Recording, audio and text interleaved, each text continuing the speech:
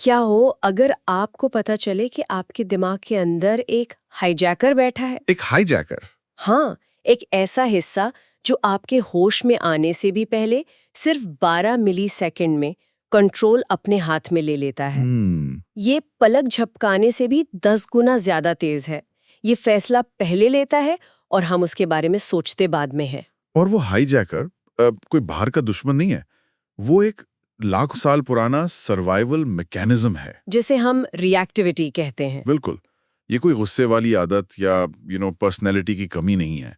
ये हमारे दिमाग का एक ऐसा शॉर्टकट है जो हमें शेर से बचाने के लिए बना था। पर अब वो हमारे बॉस के एक ईमेल पर ही एक्टिवेट हो जाता है। हाँ, एक सिस्टम जो बचाने के लिए बना था अब हमें फंसा रहा है। तो आज हम उसी अदृश्य शक्ति की पड़ताल करेंगे जो तय करती है कि ट्रैफिक में कोई कट मारे तो हमारा हाथ हॉर्न पर जाएगा या हम एक गहरी सांस लेंगे। ये एक तरह की दिमागी जासूसी है जिसकी कहानी 100 साल पहले एक लैब में कुछ कुत्तों और एक छोटे डरे हुए बच्चे पर हुए एक्सपेरिमेंट से शुरू होती है। और वो एक्सपेरिमेंट्स तो सिर्फ शुरुआत थे। आज हम दिमाग के अंदर झांक सकते हैं, उन दो रास्तों को देख सकते हैं जहां से हमारे इमोशंस गुजरते हैं। एक कच्चा खतरनाक शॉर्टकट और एक पक्का लंबा हाईवे। हाँ, और ये कहानी बताएगी कि क्यों कभी-कभी हम अपने ही दिमाग में एक अजनबी की तरह बर्ताव करते हैं। बॉस के उस लेट नाइट मैसेज के साथ आने वाली नोटिफिकेशन की आवाज याद है? पेट में जो एक अजीब सी ठंडक दौड़ जाती है, दिल की धड़कन तेज हो जाती है, वो कहाँ से आता है? इस सवाल की जड़ें 1890 के दशक में छिपी हैं, जब इवान पावलोव नाम के एक साइंटिस्ट ने अपने कुत्तों में कुछ बहुत अजीब देखा। वो तो डाइजेशन पर रिसर्च कर रहे थे, है ना? हाँ, बिल्कुल। पावलोव असल में कुत्तों के डाइजेशन पे ही रिसर्च कर रहे थे, लेकिन उन्होंने नोटिस किया कि कुत्ते सिर्फ खाना देखकर नहीं, बल्कि उनके लैब असिस्टेंट के कदमों की आहट सुनकर भी लार टपकाने लगते थे। अच्छा? मतलब उनका दिमाग कदम की आहट को आने वाले खाने से जोड़ चुका था। ये देखकर पावलोव ने अपना मशहूर एक्सपेरिमेंट किया। उन्होंने एक घंटी बजाने के ठीक बाद कुत्तों को खाना देना शुरू किया। और कुछ ही समय में वो हो गया जिसकी उन्हें उम्मीद थी। बिल्कुल। जल्द ही कुत्ते सिर्फ घंटी की आवाज सुनकर ही लार टपकाने लगे, भले ही खाना आए या ना आए। हाँ, इसे क्लासिकल कंडीशनिंग कहा गया। घंटी एक न्यूट्रल चीज थी, लेकिन अब वो दिमाग के लिए एक सिग्नल बन चुकी थी। हमारे दिमाग में भी तो ऐसी ही अनगिनत घंटियां हैं। बिल्कुल हैं। किसी खास इंसान का फोन आने पर बजने वाली रिंगटोन, ऑफिस के ईमेल का वो पॉपअप साउंड या ट्रैफिक में किसी गाड़ी का हॉर्न, ये सब हमारे अंदर एक ऑटोमेटिक रिएक्शन पैदा करते हैं। ये तो सिर्फ एक आदत बनाने जैसा लगता है, लेकिन क्या क्या इसी तरीके से किसी के मन में डर भी डाला जा सकता है? एक ऐसा डर जो उसकी पर्सनालिटी का हिस्सा बन जाए? यही वो सवाल था जो 1920 में जॉन बी वॉटसन नाम की एक साइकोलॉजिस्ट को परेशान कर रहा था। और इसका जवाब खोजने के लिए उन्होंने एक बहुत ही विवादास्पद एक्सपेरिमेंट किया, little Albert experiment. Little Albert. उन्होंने एक 9 महीने के बच्चे एल्बर्ट को एक सफेद चूहा दिखाया। एल्बर्ट को चूहे से बिल्कुल डर नहीं लगता था, वो उसके साथ खेलना चाहता था। लेकिन फिर वॉटसन ने खेल के नियम बदल दिए। हाँ, उन्होंने क्रूर खेल शुरू किया। जब भी एल्बर्ट चूहे को छूने की कोशिश करता, वॉटसन पर्दे के पीछे से एक लोहे की रॉड पर हथौड़े से जोर से मारते। इससे एक बहुत तेज डरावनी आवाज होती थी जिससे बच्चा बुरी तरह डरकर रोने लगता था। और बस कुछ ही बार ऐसा करने के बाद एल्बर्ट सिर्फ चूहे को देखकर ही रोने लगा। हथौड़े की आवाज की जरूरत ही नहीं पड़ी। और बात यहीं खत्म नहीं हुई, उसका डर फैलने लगा। हाँ, वो हर सफेद और रोएदार चीज से डरने लगा। एक खरगोश, एक फर कोट, यहाँ तक कि सांता क्लॉज की सफेद दाढ़ी से भी। एक मिनट, ये तो बहुत बड़ी बात है। इसका मतलब है कि हमारे कुछ सबसे गहरे डर, जिन्हें हम अपनी पर्सनालिटी का हिस्सा मानते हैं, जैसे स्टेज पर बोलने का डर या किसी खास तरह के लोगों से घबराहट, हो सकता है वो हमारे हो ही नहीं, वो बस बचपन में किसी सफेद चूहे और डरावनी आवाज की तरह हमारे दिमाग में इंस्टॉल कर दिए गए हों। यही इस एक्सपेरिमेंट की सबसे बड़ी और डरावनी खोज थी। हमारे कई डर सीखे हुए होते हैं, वो दिमागी वायरिंग में किसी सॉफ्टवेयर की तरह इंस्टॉल कर दिए जाते हैं। पावलोव और वॉटसन ने ये तो दिखा दिया कि डर सीखा जा सकता है, पर वो ये नहीं जानते थे कि दिमाग के अंदर असल में कौन से तार जुड़ रहे थे। उनके पास दिमाग के अंदर झांकने की टेक्नोलॉजी नहीं थी, पर अब हमारे पास है। तो चलिए देखते हैं कि उस सफेद चूहे ने एल्बर्ट के दिमाग के अंदर असल में क्या किया था। ठीक है, दिमाग के उस सर्किट बोर्ड को समझते हैं जहां ये शॉर्ट सर्किट होता है। देखिए, हमारा दिमाग किसी भी जानकारी, खासकर खतरे के सिग्नल को प्रोसेस करने के लिए दो रास्ते अपनाता है। दो रास्ते? पहला है सब कोर्टिकल पाथवे, जिसे हम लो रोड कह सकते हैं। ये एक शॉर्टकट है, एक कच्चा ऊबड़ खाबड़ रास्ता। लो रोड। जैसे ही हमारी आंखों या कानों से कोई सिग्नल मिलता है, वो सीधा दिमाग के इमोशनल सेंटर यानी एमिगडाला तक पहुंचता है। ये हमारे दिमाग का खतरे का अलार्म सिस्टम है। और इस रास्ते में कितना समय लगता है? सिर्फ 12 से 15 मिलीसेकंड। 12 मिलीसेकंड? बिल्कुल ये तो सोच से भी परे हैं। बिल्कुल। इसे ऐसे समझिए कि आप रात को अंधेरे में अपने कमरे में घुसें और जमीन पर पड़ी किसी चीज को सांप समझकर उछल पड़े। हाँ। वो जो एक पल के लिए आपका दिल तेजी से धड़कता है, सांसें रुक जाती हैं, वो उछलना लो रोड का काम था। उसने आपको सोचने का मौका ही नहीं दिया। उसका सिर्फ एक ही मकसद है, पहले जान बचाओ, सोचते बाद में रहना। वाह, अब पूरी तरह समझ आया। वो जो दिल एकदम से मुंह में आ जाता है, वो यही है। ये तो मेरे साथ कई बार हुआ है।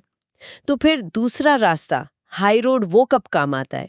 हाई रोड या कॉर्टिकल पाथवे एक पक्की सड़क है, एक नेशनल हाईवे समझिए। अच्छा। इस रास्ते पर सिग्नल पहले दिमाग के सोचने समझने वाले हिस्से यानी कॉर्टेक्स में जाता है। वहां उसकी पूरी जांच पड़ताल होती है कि ये असल में है क्या इससे सच में कोई खतरा है? एग्जैक्टली। और फिर वो तसल्ली बख्श फैसला एमिगडाला को भेजा रहता है। और इस पूरे प्रोसेस में इसमें लगते हैं 300 से 500 मिलीसेकंड। तो हाई रोड वो है जो लाइट जलाने के बाद हमें बताता है, अरे रुको, ये सांप नहीं, तुम्हारी बेल्ट है जो जमीन पे पड़ी है। सही। लेकिन यहाँ एक बहुत बड़ी दिक्कत है। हाई रोड अपना फैसला सुनाए उससे काफी पहले लो रोड अपना काम कर चुका होता है। मतलब हमारा तेज और बेवकूफ सिस्टम हमारे धीरे और समझदार सिस्टम पर हमेशा हावी हो जाता है। और यही रिएक्टिविटी का सार है।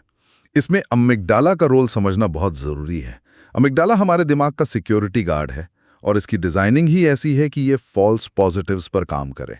मतलब शक के आधार पर ही खतरे का अलार्म बजा देता है। हाँ, बिल्कुल। ये बात समझ आती है, लेकिन क्या ये सिस्टम आज की दुनिया में पूरी तरह से बेकार हो चुका है? क्या इस लो रोड का आज भी कोई फायदा है, या ये सिर्फ एक एवोल्यूशनरी बग है जिससे हमें लड़ना है? बहुत अच्छा सवाल है। नहीं, ये पूरी तरह बेकार नहीं है। आज भी अगर आपका हाथ किसी गर्म चीज को छू जाए तो हम सोचने से पहले ही हाथ पीछे खींच लेते हैं। हाँ, वो लो रोड ही है जो आपको जलने से बचाता है। लेकिन दिक्कत तब होती है जब ये सिस्टम उन खतरों पर रिएक्ट करने लगता है जो जानलेवा नहीं है। लाखों साल पहले जंगल में रस्सी को सांप समझना ठीक था, पर सांप को रस्सी समझना जानलेवा हो सकता था। आज जंगल नहीं है, पर वो सिक्योरिटी गार्ड अभी भी उतना ही चौकन्ना है। और उसे एक आलोचना भरे ईमेल या सोशल मीडिया के कमेंट में भी शेर जितना ही खतरा नजर आता है। बिल्कुल। ये सुनकर तो बहुत निराशा होती है। मतलब हम सब अपने दिमाग के इस पुराने डरे हुए हिस्से के गुलाम हैं। क्या हमारे पास इसे काबू करने का, इसे नहीं तुम गलत हो कहने का कोई तरीका ही नहीं है? क्या दिमाग में कोई मैनेजर नहीं है जो इस हाइपर सेंसिटिव सिक्योरिटी गार्ड को कंट्रोल कर सके? मैनेजर है। वो है हमारा प्रीफ्रंटल कॉर्टेक्स, PFC। दिमाग का अगला हिस्सा जो हमारे दिमाग का CEO है। हाँ, यही हिस्सा सोचने, समझने, तर्क करने और प्लानिंग करने का काम करता है। यही एमिगडाला पर ब्रेक लगाता है और कहता है, शांत हो जाओ, ये सिर्फ एक ईमेल है, कोई शेर नहीं। तो जब मैं गुस्से में किसी को कुछ कहने से खुद को रोक लेती हूँ, तो इसका मतलब है कि मेरा PFC, मेरा CEO अपना काम सही से कर रहा है। बिल्कुल। लेकिन इस CEO को काम करने के लिए दिमागी ऊर्जा और अटेंशन की जरूरत होती है। और यहीं पर मॉडर्न जिंदगी एक जाल बिछाती है।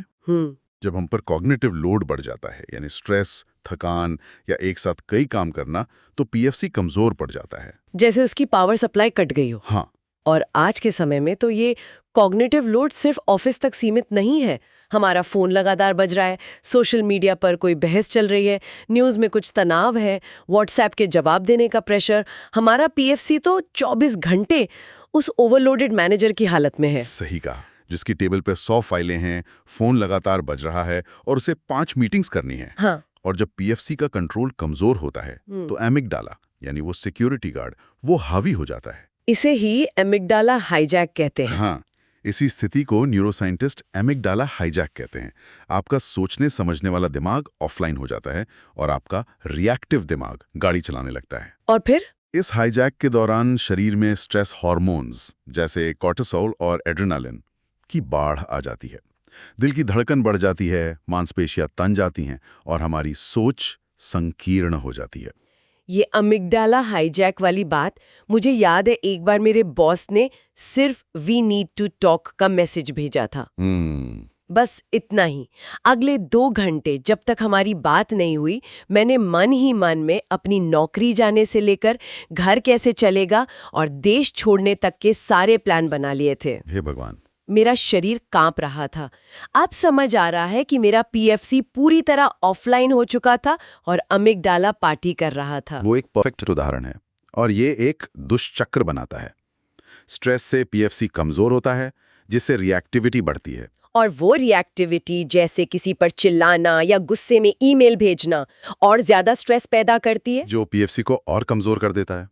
ये उस घर के झगड़े जैसा है जो शुरू तो टीवी के रिमोट को लेकर हुआ था, लेकिन खत्म 10 साल पुरानी शिकायतों पर होता है। हाँ, होता है। जैसे ही स्ट्रेस बढ़ता है, पीएफसी ऑफलाइन हो जाता है और अमिगडाला वो सारी पुरानी फाइलें खोलकर बैठ जाता है। तो हम सब एक ऐसे दिमाग के साथ जी रहे हैं जो बना तो जंगल के लिए था, पर फंस गया है शहर की ट्रैफिक और ऑफिस की डेडलाइंस में। तो क्या हम हमेशा अपने रिएक्शंस के गुलाम बने रहेंगे? क्या इस हाईजैक से बचने का कोई रास्ता नहीं है? एक रास्ता है, एक उम्मीद है। वो उम्मीद एक बहुत छोटे से गैप में छुपी है। गैप? हर एक्शन और उसके रिएक्शन के बीच एक खाली जगह होती है, एक पल जब हम चुन सकते हैं कि हमें कैसे रिस्पॉन्ड करना है। रिएक्टिविटी उस गैप को खत्म कर देती है, उसे मिली सेकेंड्स में भर देती है। लेकिन कुछ तरीके हैं जो उस गैप को वापस ला सकते हैं, उसे चौड़ा कर सकते हैं। कैसे? जब सब कुछ 12 मिलीसेकंड में हो रहा हो, तो उस गैप को कैसे पकड़ा जा सकता है? कि जब कोई इमोशन ट्रिगर होता है तो उससे पैदा होने वाले केमिकल्स की लहर हमारे शरीर से पूरी तरह निकलने में सिर्फ 90 सेकंड लगते हैं। सिर्फ 90 सेकंड? 1.5 मिनट? सिर्फ 1.5 मिनट। उसके बाद भी अगर हमें गुस्सा, डर या बेचैनी महसूस हो रही है, तो वो इसलिए क्योंकि हमारा सोचने वाला दिमाग उस ख्याल को पकड़कर उसे बार बार लूप में ट्रिगर कर रहा है। 90 सेकंड सुनने में तो बहुत कम लगता है, लेकिन जब किसी ने आपकी दुखती रग दबा दी हो, तो वो 90 सेकंड सदियों जैसे लग सकते हैं। लग सकते हैं। उन 90 सेकंड्स में करना क्या है? और तब क्या होगा जब आपका ट्रिगर कोई मामूली बात नहीं बल्कि आपका सबसे बड़ा डर हो? यही सबसे बड़ा सवाल है और इसका जवाब हमें उन लोगों की कहानियों में मिलेगा जिन्होंने इस नियम को अपनी जिंदगी में उतारा। अगले अध्याय में हम उन 6 लोगों की दुनिया में उतरेंगे जिन्होंने अपनी रिएक्टिविटी को काबू करना सीखा। एक स्टूडेंट जिसका दिमाग हर इम्तिहान में खाली हो जाता था, एक कंटेंट क्रिएटर जो व्यूज और लाइक्स के नंबरों के जाल में फंस गया था, और एक मैनेजर जिसका गुस्सा उसकी टीम को तोड़ रहा था। उनकी कहानियों में हम उस पूरे सिस्टम को डिकोड करेंगे जो रिएक्टिविटी के इस जाल को तोड़ सकता है। पर सबसे पहले एक सवाल का जवाब जरूरी है। क्या? अगली बार जब कोई आपको ट्रिगर करे, जब आपका खून खौलने लगे और आपका पूरा शरीर चीख रहा हो, जवाब दो तो क्या आप सिर्फ 90 सेकंड के लिए चुप रह सकते हैं? क्या हो अगर आपकी जिंदगी के सबसे बड़े फैसले, आपका गुस्सा, आपका डर, आपकी खुशी, आप खुद नहीं ले रहे हो, बल्कि कुछ अनदेखे, अनसुने ट्रिगर्स ले रहे हो? ये एक चौंकाने वाली बात है। हमारा दिमाग हर सेकंड करीब 1 करोड़ 10 लाख बिट्स जानकारी प्रोसेस करता है। 1 करोड़ 10 लाख? हाँ, पर हमारे होश तक, हमारे कॉन्शियस माइंड तक सिर्फ 40 बिट्स पहुंचते हैं। सिर्फ 40? तो बाकी सब कहाँ जाता है? वो हमारे अंदर एक अदृश्य दुनिया बनाता है, एक ऐसा खुफिया ऑपरेटिंग सिस्टम जो हमें कठपुतलियों की तरह नचा रहा है और हमें पता भी नहीं। और मुझे लगता है आज की ये बातचीत उन्हीं अदृश्य धागों के बारे में है। बिल्कुल। ये कैसे बनते हैं, हमारे दिमाग और शरीर पर कैसे कब्जा करते हैं, और सबसे जरूरी सवाल, क्या हम कभी इन्हें कंट्रोल कर सकते हैं? ये सिर्फ जानकारी नहीं लग रही, ये तो एक मनोवैज्ञानिक थ्रिलर की तरह अपनी कहानी को समझने जैसा है। परत दर परत। तो फिर इस थ्रिलर का पहला पन्ना पलटते हैं, एक बहुत ही अजीब विचार से शुरू करते हैं। हम डरते हैं इसलिए नहीं भागते, बल्कि हम भागते हैं इसलिए हमें डर लगता है। सुनने में बिल्कुल उल्टा लगता है। हाँ, जैसे कोई कह रहा हो कि प्यास लगती है इसलिए पानी नहीं पीते, पानी पीते हैं इसलिए प्यास लगती है। लेकिन यहीं से सारे राज खुलने शुरू होते हैं ना? बिल्कुल। इसे जेम्स लैंग थ्योरी कहते हैं। James Lang? हाँ, और ये 1884 की बात है। मतलब उस वक्त ये एक रेवोल्यूशनरी आइडिया था। बहुत पुराना। बहुत।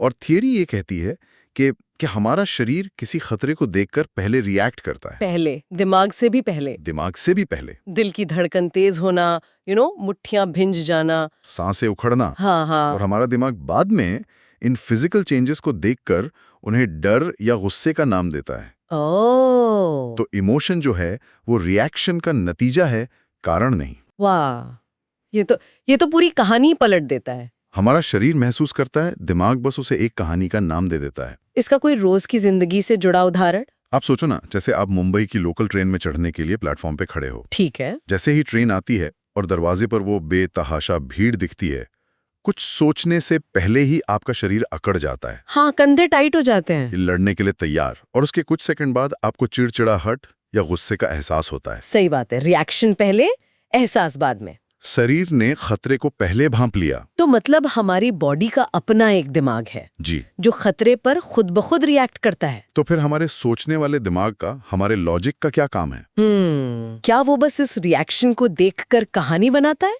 कि ओ मुझे गुस्सा आ रहा है? एग्जैक्टली। और यही कहानी का दूसरा और भी गहरा राज खुलता है। अच्छा। 1960s में साइकोलॉजिस्ट को पता चला कि हमारे सोचने से भी पहले हमारा दिमाग एक खुफिया जज की तरह काम करता है। खुफिया जज? हाँ, ये मिलीसेकंड्स में फैसला कर लेता है कि कोई चीज हमारे लिए अच्छी है, बुरी है या खतरनाक। और ये सब हमारे होश में आने से बहुत पहले हो जाता है। बहुत पहले। इसे अनकॉन्शियस अप्रेजल कहते हैं, अचेतन मूल्यांकन। मतलब कोई घटना होती है, जैसे मेरे बॉस ने मीटिंग में सिर्फ मेरी तरफ देखकर ऊंची आवाज में कहा, वी नीड टू टॉक। और मेरा दिमाग बिना मुझसे पूछे ही उस पर खतरा या अपमान का ठप्पा लगा देता है। हाँ, और ये ठप्पा लगते ही 1 मिलीसेकंड के अंदर शरीर में केमिकल्स की, समझो, बाढ़ आ जाती है। केमिकल्स की बाढ़? हाँ, दिमाग उस घटना को आपके पुराने अनुभवों की लाइब्रेरी से मिलाता है और तय करता है कि यह कितना खतरनाक है। और इसी केमिकल बाढ़ से कहानी शुरू होती है दिमाग के उस हिस्से की जो हमारा पैनिक बटन है। पैनिक बटन, ये कहाँ छिपा है और ये काम कैसे करता है? ये हमारे दिमाग में बादाम के आकार का एक छोटा सा हिस्सा है, उसे एमिगडाला कहते हैं। एमिगडाला? ये हमारे दिमाग का अर्ली वार्निंग सिस्टम है। ये खतरे की जानकारी को सीधे एक इमरजेंसी रास्ते से प्रोसेस करता है। एक शॉर्टकट? हाँ, जो हमारे सोचने समझने वाले लॉजिकल दिमाग को पूरी तरह से बाईपास कर देता है। बाईपास? जैसे वीवीआईपी मूवमेंट के लिए आम ट्रैफिक रोक दिया जाता है ना। हाँ हाँ, बिल्कुल। बस वैसे ही। इसीलिए हम रिएक्ट पहले करते हैं और सोचते बाद में हैं। कमाल है। तो एमिगडाला हमारे ऑफिस का वो वॉचमैन है जो किसी भी अनजान को देखते ही फौरन अलार्म बजा देता है, बिना ये पूछे या सोचे कि वो सीईओ का मेहमान है या कोई चोर। वो बस पैटर्न पहचानता है, अनजान चेहरा मतलब खतरा। ये एनालॉजी काफी हद तक सही है, पर इसमें एक और परत है। अच्छा। ये वॉचमैन सिर्फ अनजान चेहरे पर अलार्म नहीं बजाता, ये उस हर चेहरे पर बजाता है जो पुराने चोर से मिलता जुलता हो। ओहो। भले ही वो नया इंसान कितना भी शरीफ क्यों ना हो, ये पैटर्न पहचानता है, इंसान नहीं। और जब ये अलार्म बजता है तब शरीर में वो केमिकल बाढ़ आती है जिसकी हम बात कर रहे थे। राइट। तब शरीर में कॉर्टिसोल नाम के स्ट्रेस हार्मोन की बाढ़ आ जाती है। कॉर्टिसोल? और ये एक कॉर्टिसोल कैस्केड शुरू कर देता है, एक केमिकल तूफान। कॉर्टिसोल हमारे सोचने समझने की शक्ति को हाईजैक कर लेता है। हाईजैक कर लेता है? हाँ, और हमें सिर्फ फाइट और फ्लाइट मोड में डाल देता है। या तो लड़ो या भागो। बस इसीलिए गुस्से या टेंशन में सही गलत का फैसला करना इतना मुश्किल हो जाता है। आपका लॉजिकल दिमाग उस वक्त ऑफलाइन होता है। ये तो बहुत डरावना है। इसका मतलब तो ये हुआ कि जब हम गुस्से या तनाव में होते हैं तो हमारा दिमाग हमें ज्यादा होशियार नहीं बल्कि ज्यादा जानवर बना रहा होता है। एक तरह से, हाँ। सर्वाइवल ब्रेन लॉजिकल ब्रेन पर हावी हो जाता है। मुझे याद है एक बार मैं ट्रैफिक में फंसी थी और किसी ने पीछे से हॉर्न बजाना शुरू कर दिया। 5 सेकंड के अंदर मुझे इतना गुस्सा आया कि मैं बस गाड़ी से उतरकर लड़ने के लिए तैयार थी। बाद में सोचा तो लगा कि इतनी छोटी सी बात पे ऐसा रिएक्शन क्यों दिया। आपका लॉजिकल दिमाग उस वक्त वाकई ऑफलाइन था। शायद वो कॉर्टिसोल का तूफान था। एक छोटा सा ट्रिगर, किसी की एक नजर, एक आवाज या फोन पर आया एक मैसेज हमारे अंदर एक पूरा केमिकल तूफान ला सकता है जो हमारे सोचने की शक्ति ही छीन ले। बिल्कुल। पर ये ट्रिगर बनते कैसे हैं? क्या हम इनके साथ पैदा होते हैं या हम इन्हें अपनी जिंदगी में इकट्ठा करते हैं? हम इन्हें सीखते हैं और यहीं से कहानी और भी गहरी होती है। अच्छा। इस प्रक्रिया को कंडीशनिंग कहते हैं। हमारा शरीर एक अनकॉन्शियस आर्काइव की तरह है, एक खुफिया तिजोरी। हाँ, एक खुफिया तिजोरी जहाँ हर मजबूत इमोशनल अनुभव से जुड़ी यादें, जैसे उस वक्त की खुशबू, वो आवाज, कमरे की रोशनी, सब कुछ वहां जमा हो जाता है। हमारा चेतन मन शायद उस घटना को भूल जाए, पर शरीर नहीं भूलता। जैसे बचपन का कोई डर, किसी अंधेरे कमरे में बंद हो जाने का डर, जो आज भी लिफ्ट में अकेले होने पर या किसी बेसमेंट में जाने पर महसूस होता है, भले ही हमें पता हो कि हम पूरी तरह सुरक्षित हैं। हाँ, वो क्लासिक उदाहरण है। लेकिन आज के दौर में डिजिटल ट्रिगर्स उससे भी ज्यादा खतरनाक हैं। डिजिटल ट्रिगर्स मतलब फोन नोटिफिकेशंस? हर फोन नोटिफिकेशन एक डोपामाइन शॉट की तरह है। सोशल मीडिया पर मिलने वाले लाइक्स, कमेंट्स, ये सब इंटरमिटेंट रिवॉर्ड्स के सिद्धांत पर काम करते हैं। इंटरमिटेंट रिवॉर्ड्स मतलब कभी-कभी मिलने वाले इनाम। ये क्या होता है? इसकी सबसे बड़ी ताकत यह है कि इनाम हमेशा नहीं मिलता। अच्छा। आपको नहीं पता कि फोन उठाने पर कोई अच्छी खबर मिलेगी, कोई लाइक मिलेगा या कुछ भी नहीं। यही अनिश्चितता, यही अनप्रेडिक्टेबिलिटी हमारे दिमाग को आदी बना देती है। बिल्कुल एक स्लॉट मशीन की तरह। हर बार जब आप फोन उठाते हैं तो आप एक स्लॉट मशीन का लीवर खींच रहे होते हैं, इस उम्मीद में कि शायद इस बार जैकपॉट लग जाए। एग्जैक्टली। ये आदतें हमारे अंदर बहुत गहरी बैठ जाती हैं। ये तो उस व्हाट्सएप नोटिफिकेशन टोन की तरह है जो शायद कभी किसी बुरी खबर के साथ आया था। सालों बाद भी जब वो टोन बजती है तो एक पल के लिए दिल बैठ जाता है। एक अजीब सी घबराहट होती है। हाँ, भले ही मैसेज किसी दोस्त का एक मजाक ही क्यों ना हो, क्योंकि शरीर उस आवाज को खतरे से जोड़ चुका है। वो कनेक्शन बन चुका है। बिल्कुल, वो न्यूरल पाथवे बन चुका है। वो आवाज अब एक न्यूरल शॉर्टकट को एक्टिवेट कर देती है जो सीधे आपके एमिगडाला तक जाता है, सोचने वाले दिमाग को बाईपास करके। और कॉर्टिसोल का तूफान शुरू हो जाता है। ये सब कुछ होने में 1 सेकंड से भी कम समय लगता है। ये सब सुनकर तो ऐसा लग रहा है जैसे हम सब एक बहुत बड़े मनोवैज्ञानिक प्रयोग का हिस्सा हैं, जिसमें हमारे फोन, हमारा ऑफिस, हमारे रिश्ते सब हमें अनजाने में कंट्रोल कर रहे हैं। तो क्या इससे बाहर निकलने का कोई रास्ता नहीं है? क्या हम हमेशा इन अदृश्य धागों से बंधे रहेंगे, अपनी ही भावनाओं के गुलाम बनकर? रास्ता है, लेकिन वो कोई क्विक फिक्स या 5 स्टेप का फॉर्मूला नहीं है। वो सीधा नहीं है। नहीं, पहला और सबसे मुश्किल कदम इन ट्रिगर्स को पहचानना है। क्योंकि आप उस दुश्मन से नहीं लड़ सकती जिसे आप देख ही नहीं सकती। सही बात है। इसके लिए कुछ मनोवैज्ञानिक फ्रेमवर्क्स हैं, जैसे trigger archaeology method. Trigger archaeology मतलब अपने ही मन की खुदाई करना? ये सुनने में ही बहुत रहस्यमयी और गहरा लग रहा है। इसका मतलब है कि हमें अपने हर गुस्से, हर डर की जड़ तक जाना होगा। एक जासूस की तरह। हाँ, एक जासूस की तरह सुराग ढूंढने होंगे। जैसे आप नोटिस करती हैं कि हर बार ऑफिस की मीटिंग में एक खास सहकर्मी जब बोलना शुरू करता है तो आपकी मुट्ठियां भिन जाती हैं और दिल की धड़कन तेज हो जाती है। हाँ, तो आर्कियोलॉजी का मतलब है पूछना, ये कब शुरू हुआ? क्या उनकी कोई बात आपको बचपन की किसी टीचर की याद दिलाती है जिसने सबके सामने आपका अपमान किया था? ओह, वो आवाज, वो टोन, वो शब्द, सुराग वहीं छुपा है। मतलब ये आज उस सहकर्मी के बारे में है ही नहीं, ये उस पुरानी याद के बारे में है जिसे आज की घटना ने जिंदा कर दिया। तो हम अपने ही अतीत के कैदी हैं। कैदी नहीं, बस उससे प्रभावित हैं। और इस आर्कियोलॉजी का मकसद किसी को दोष देना नहीं है, न उस टीचर को, न उस सहकर्मी को, न खुद को। तो फिर मकसद क्या है? मकसद सिर्फ पैटर्न को समझना है, उस अदृश्य धागे को रोशनी में लाना है। क्योंकि जब आप धागे को देख लेते हैं तभी आप उसे काटने के बारे में सोच सकते हैं। ये सिर्फ पहला कदम है। हाँ, अपने ट्रिगर्स को पहचान लेना एक बहुत बड़ी जीत है। लेकिन जब आप उन्हें पहचान लेते हैं उसके बाद आप क्या करते हैं? असली खेल वहां से शुरू होता है। तो हमने अपने अंदर छिपे दुश्मन की पहचान कर ली है, उसके काम करने का तरीका समझ लिया है। हमने अपने मन के मैप पर उस पैनिक बटन की लोकेशन भी ढूंढ ली है। लेकिन एक ऐसे जाल को कैसे तोड़ा जाए जिसे आप देख भी नहीं सकती? एक ऐसी आदत को कैसे बदला जाए जो आपके होश में आने से पहले ही अपना काम कर जाती है? उस जाल को तोड़ने के लिए पहले उसका नक्शा बनाना पड़ता है। नक्शा? एक ऐसा नक्शा जो सिर्फ आपका है, जो बताता है कि आपके ट्रिगर्स क्या हैं, वो कब एक्टिवेट होते हैं और वो आपको किस दिशा में ले जाते हैं। और जो इस चैप्टर का अगला हिस्सा है, शायद वहीं से तुम्हारी कहानी सच में बदलना शुरू होती है। आपकी जिंदगी का सबसे बड़ा दुश्मन कौन है? कोई बाहर का इंसान नहीं, बल्कि आपके दिमाग के अंदर बैठा वो 12 मिलीसेकंड का एक केमिकल रिएक्शन। एक ऐसा रिएक्शन जो आपसे आपकी खुशियां, आपके रिश्ते, आपका करियर सब छीन रहा है। सोचिए, एक अदृश्य हाईजैकर जो आपकी सोच को किडनैप कर लेता है। ठीक उस पल जब आपको इसकी सबसे ज्यादा जरूरत होती है। और ये कोई मतलब फिलॉसफी नहीं है, ये प्योर न्यूरोसाइंस है। दफ्तरों में जो झगड़े होते हैं उनमें से 78% की जड़ यही हाईजैक है। एक ऐसा केमिकल सैलाब जो आपके दिमाग का जो सोचने समझने वाला हिस्सा है ना, हाँ, उसकी क्षमता को आप मानिए 30% तक कम कर देता है। आपको एक समझदार इंसान से बस एक रिएक्ट करने वाली मशीन बना देता है। इसको ना एक कहानी की तरह देखते हैं। मान लीजिए दिमाग में एक सिक्योरिटी गार्ड है, एमिगडाला। उसका काम बस एक है, खतरा पहचानना।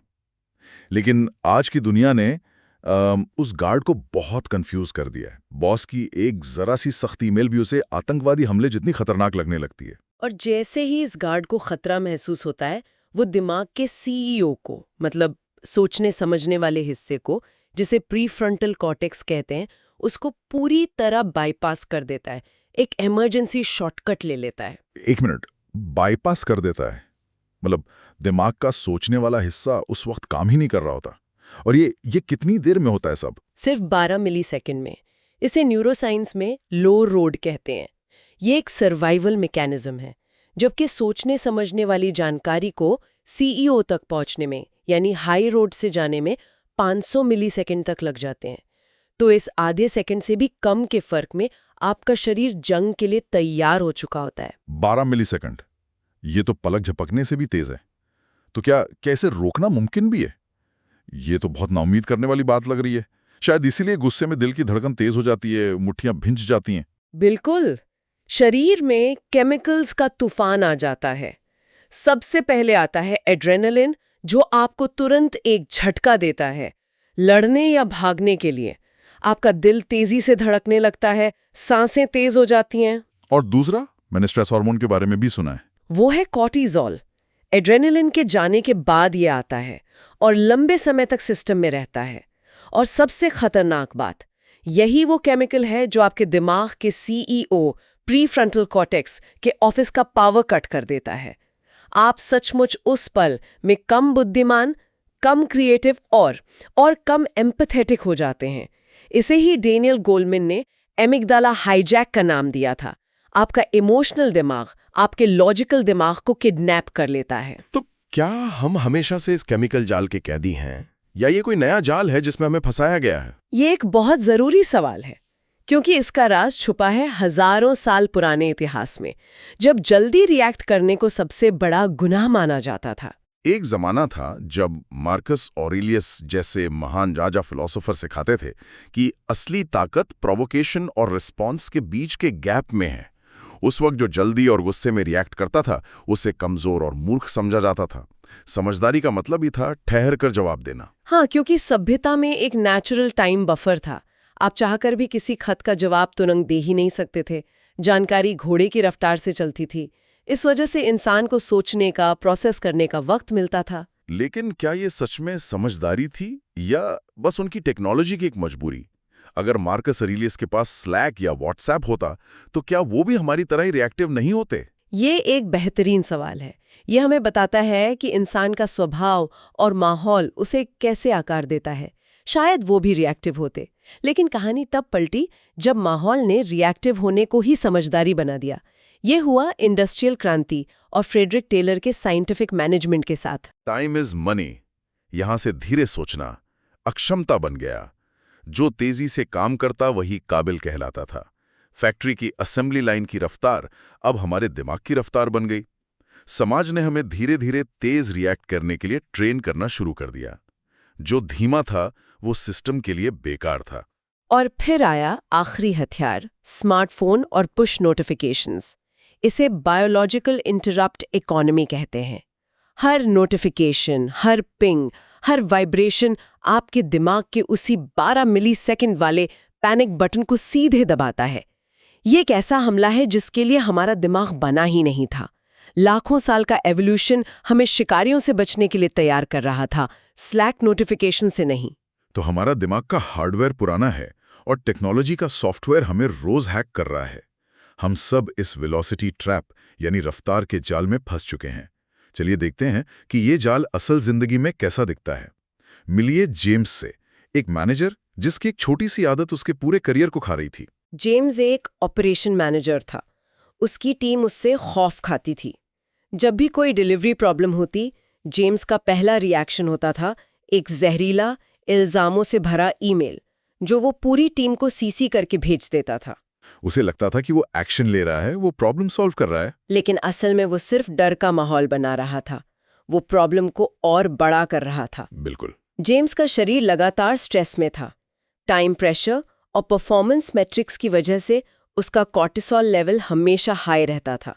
इसलिए उसका एमिगडाला एक छोटी सी चिंगारी पर भी धमाके से फटता था।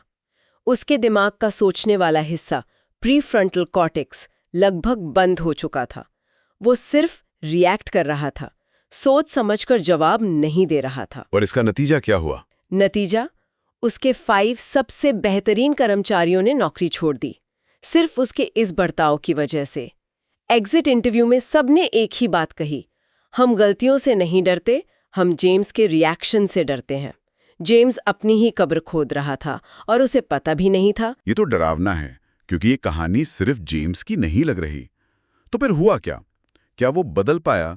उसके कोच ने उसे सिर्फ एक नियम दिया था, एक 24 घंटे का नियम। ये क्या था? वो नियम बहुत सीधा साधा था। कोच ने कहा, जेम्स, जब भी तुम्हें कोई ऐसी ईमेल या खबर मिले जो तुम्हें ट्रिगर करे, तुम्हें गुस्सा दिलाए, तो तुम्हें 24 घंटे तक उसका जवाब नहीं देना है, कुछ भी हो जाए। 24 घंटे? आज की दुनिया में ये तो नामुमकिन लगता है। जेम्स ने कैसे किया होगा? उसे तो लगा होगा कि वो काम चोरी कर रहा है। शुरू में उसे ऐसा ही लगा। उसे बेचैनी होती थी, लगता था कि वो कंट्रोल खो रहा है। लेकिन असल में वो पहली बार कंट्रोल हासिल कर रहा था। वो 24 घंटे का गैप उस केमिकल सैलाब को शांत होने का वक्त दे रहा था। कॉर्टिसोल और एड्रेनालिन का असर कम हो रहा था और उसके दिमाग का सीईओ यानी प्रीफ्रंटल कॉर्टेक्स वापस ऑनलाइन आ रहा था। तो उसके जवाब कैसे बदलने लगे? 24 घंटे बाद जब वो जवाब लिखता था तो उसमें इल्जाम नहीं, सवाल होते थे। क्या हुआ की जगह वो पूछता था, हम इसे मिलकर कैसे ठीक कर सकते हैं। वो प्रॉब्लम पर अटैक कर रहा था, लोगों पर नहीं। धीरे धीरे उसकी टीम का भरोसा वापस आने लगा। वो डर के मारे नहीं, बल्कि सम्मान के कारण काम करने लगे। ठीक है, 24 घंटे का नियम ईमेल के लिए तो बहुत अच्छा है, लेकिन जिंदगी तो रियल टाइम में होती है। जब कोई मीटिंग में आपकी बात काट दे, या ट्रैफिक में कोई गलत साइड से आ जाए, या आपका बच्चा दूध गिरा दे, तब तो आप 24 घंटे इंतजार नहीं कर सकते। उस वक्त इस हाईजैक से कैसे बचें? उस रियल टाइम हाईजैक के लिए एक दूसरा ज्यादा पावरफुल टूल है। इसे पॉज प्रोटोकॉल कहते हैं। ये 5 स्टेप का एक मेंटल फ्रेमवर्क है, जिसे आप कहीं भी कभी भी इस्तेमाल कर सकते हैं। पॉज, PAUSE, बताइए इसके बारे। P का मतलब है पॉज, यानी विराम लो। जैसे ही आपको लगे कि आप ट्रिगर हो रहे हैं, कुछ मत करो, बस एक गहरी सांस लो। ये वो गैप है जिसकी बात मार्कस ऑरेलियस कर रहे थे। ये आपको 12 मिलीसेकंड के रिएक्शन से बचाता है। सिर्फ एक सांस। ठीक है, अगला स्टेप। A मतलब एक्नॉलेज, यानी महसूस करो। अपने अंदर उठ रही भावनाओं को एक नाम दो। मुझे गुस्सा आ रहा है, मुझे शर्मिंदगी महसूस हो रही है, या मुझे डर लग रहा है। जब आप भावनाओं को नाम देते हैं तो आप उसे कंट्रोल करने की दिशा में पहला कदम बढ़ाते हैं। ये दिलचस्प है। हम अक्सर अपनी भावनाओं को दबाने की कोशिश करते हैं, उन्हें नाम नहीं देते हैं। इसके बाद यू का मतलब है अंडरस्टैंड, यानी समझो। खुद से पूछो, मैं ये क्यों महसूस कर रहा हूँ? मैं अपने आप को क्या कहानी सुना रहा हूँ? जैसे माया, वो स्टूडेंट जो प्रोफेसर के फीडबैक पर डिफेंसिव हो जाती थी, उसकी कहानी थी, प्रोफेसर को लगता है कि मैं बेवकूफ हूँ। ये कहानी ही असल में हाईजैक की जड़ होती है। और एक बार जब आप कहानी को पकड़ लें, तब आता है S। हाँ, S यानी शिफ्ट पर्सपेक्टिव, यानी नजरिया बदलो। खुद से पूछो, क्या इस स्थिति को देखने का कोई और तरीका है? माया ये सोच सकती थी, शायद प्रोफेसर मेरी मदद करना चाहते हैं ताकि मेरा काम और बेहतर हो सके। ये एक छोटा सा बदलाव कहानी को पूरी तरह पलट देता है। और आखिर में E का मतलब है एंगेज, यानी अब जवाब दो। लेकिन अब आपका जवाब 12 मिलीसेकंड वाले एमिगडाला से नहीं, बल्कि 500 मिलीसेकंड वाले प्रीफ्रंटल कॉर्टेक्स से आएगा। अब आप सोच समझकर, समझदारी से जवाब देंगे। पॉज, ये सुनने में तो बहुत पावरफुल है, लेकिन इसे उस गर्मी के पल में याद रखना और लागू करना, ये तो बहुत मुश्किल होगा। इसकी प्रैक्टिस कैसे की जाए? इसकी प्रैक्टिस के लिए एक और टूल है, रिएक्शन ऑडिट। हर हफ्ते के अंत में 15 मिनट निकाल कर बैठें और अपने हफ्ते के बारे में सोचें। खुद से पूछें, इस हफ्ते मैं कब हाईजैक हुआ, मेरा ट्रिगर क्या था, मैंने उस वक्त खुद को क्या कहानी सुनाई, और अगर मुझे दोबारा मौका मिलता तो मैं पॉज प्रोटोकॉल का इस्तेमाल कैसे करता। तो ये एक तरह से अपने इमोशनल रिएक्शन की रिव्यू मीटिंग है। आप अपने पिछले हाईजैक से सीखते हैं ताकि भविष्य में उसे रोक सकें। ये तो दिमाग के लिए जिम जाने जैसा है। बिल्कुल, ये कोई जादू की छड़ी नहीं है, ये एक स्किल है जिसे प्रैक्टिस से डेवलप करना पड़ता है। जैसे डेविड, वो पिता जो बच्चों की छोटी सी गलती पर चिल्ला उठता था, उसने जब अपना ऑडिट करना शुरू किया तो उसे समझ आया कि उसका ट्रिगर बच्चों की गलती नहीं बल्कि ऑफिस का स्ट्रेस था जो वो घर लेकर आ रहा था। ये जानना ही उसके बदलाव की शुरुआत थी। तो हमारे अंदर एक बायोलॉजिकल टाइम बॉम्ब लगा है। 12 मिलीसेकंड में गुस्सा, डर और पैनिक, और 500 मिलीसेकंड के बाद अक्ल, समझदारी और कंट्रोल। कामयाबी और नाकामी का फैसला इन्हीं 488 मिलीसेकंड के गैप में होता है। हमने अब तक सिर्फ जख्म की बनावट को समझा है और उसे ठीक करने के कुछ औजारों के बारे में बात की है। 24 घंटे का नियम, PUSC प्रोटोकॉल, रिएक्शन ऑडिट, ये सब आपको उस 488 मिलीसेकंड के गैप को कंट्रोल करने की ताकत देते हैं। इस हाईजैक को रोकना मुमकिन है, लेकिन ये आसान नहीं है। इसके लिए आपको अपने दिमाग की वायरिंग को बदलना होगा, और जो चैप्टर का अगला हिस्सा है, शायद वहीं से तुम्हारी कहानी सच में बदलना शुरू होती है। क्या कभी सोचा है कि जिंदगी की सबसे बड़ी गलतियां वो नहीं है जो हमने सोच समझकर की, बल्कि वो हैं जो बिना सोचे समझे सिर्फ कुछ सेकंडों में कर डाली। एक गुस्से में भेजा गया ईमेल, एक बहस में कहे गए शब्द, एक पल की लापरवाही। ये सब फैसले हम नहीं लेते, ये हमारे दिमाग का वो पुराना शिकारी हिस्सा लेता है जिसे बस जिंदा रहने की जल्दी है। बिल्कुल, और इसे न्यूरोसाइंस की भाषा में रिएक्टिव लूप कहते हैं। Reactive loop. हाँ, मतलब कोई घटना होती है, कोई स्टिमुलस मिलता है, और हमारे दिमाग का जो इमोशनल अलार्म सिस्टम है, जिसे एमिगडाला कहते हैं, वो मिली सेकेंड्स में एक्टिवेट हो जाता है। मिली सेकेंड्स में। ये वही लड़ो या भागो वाला रिस्पॉन्स है।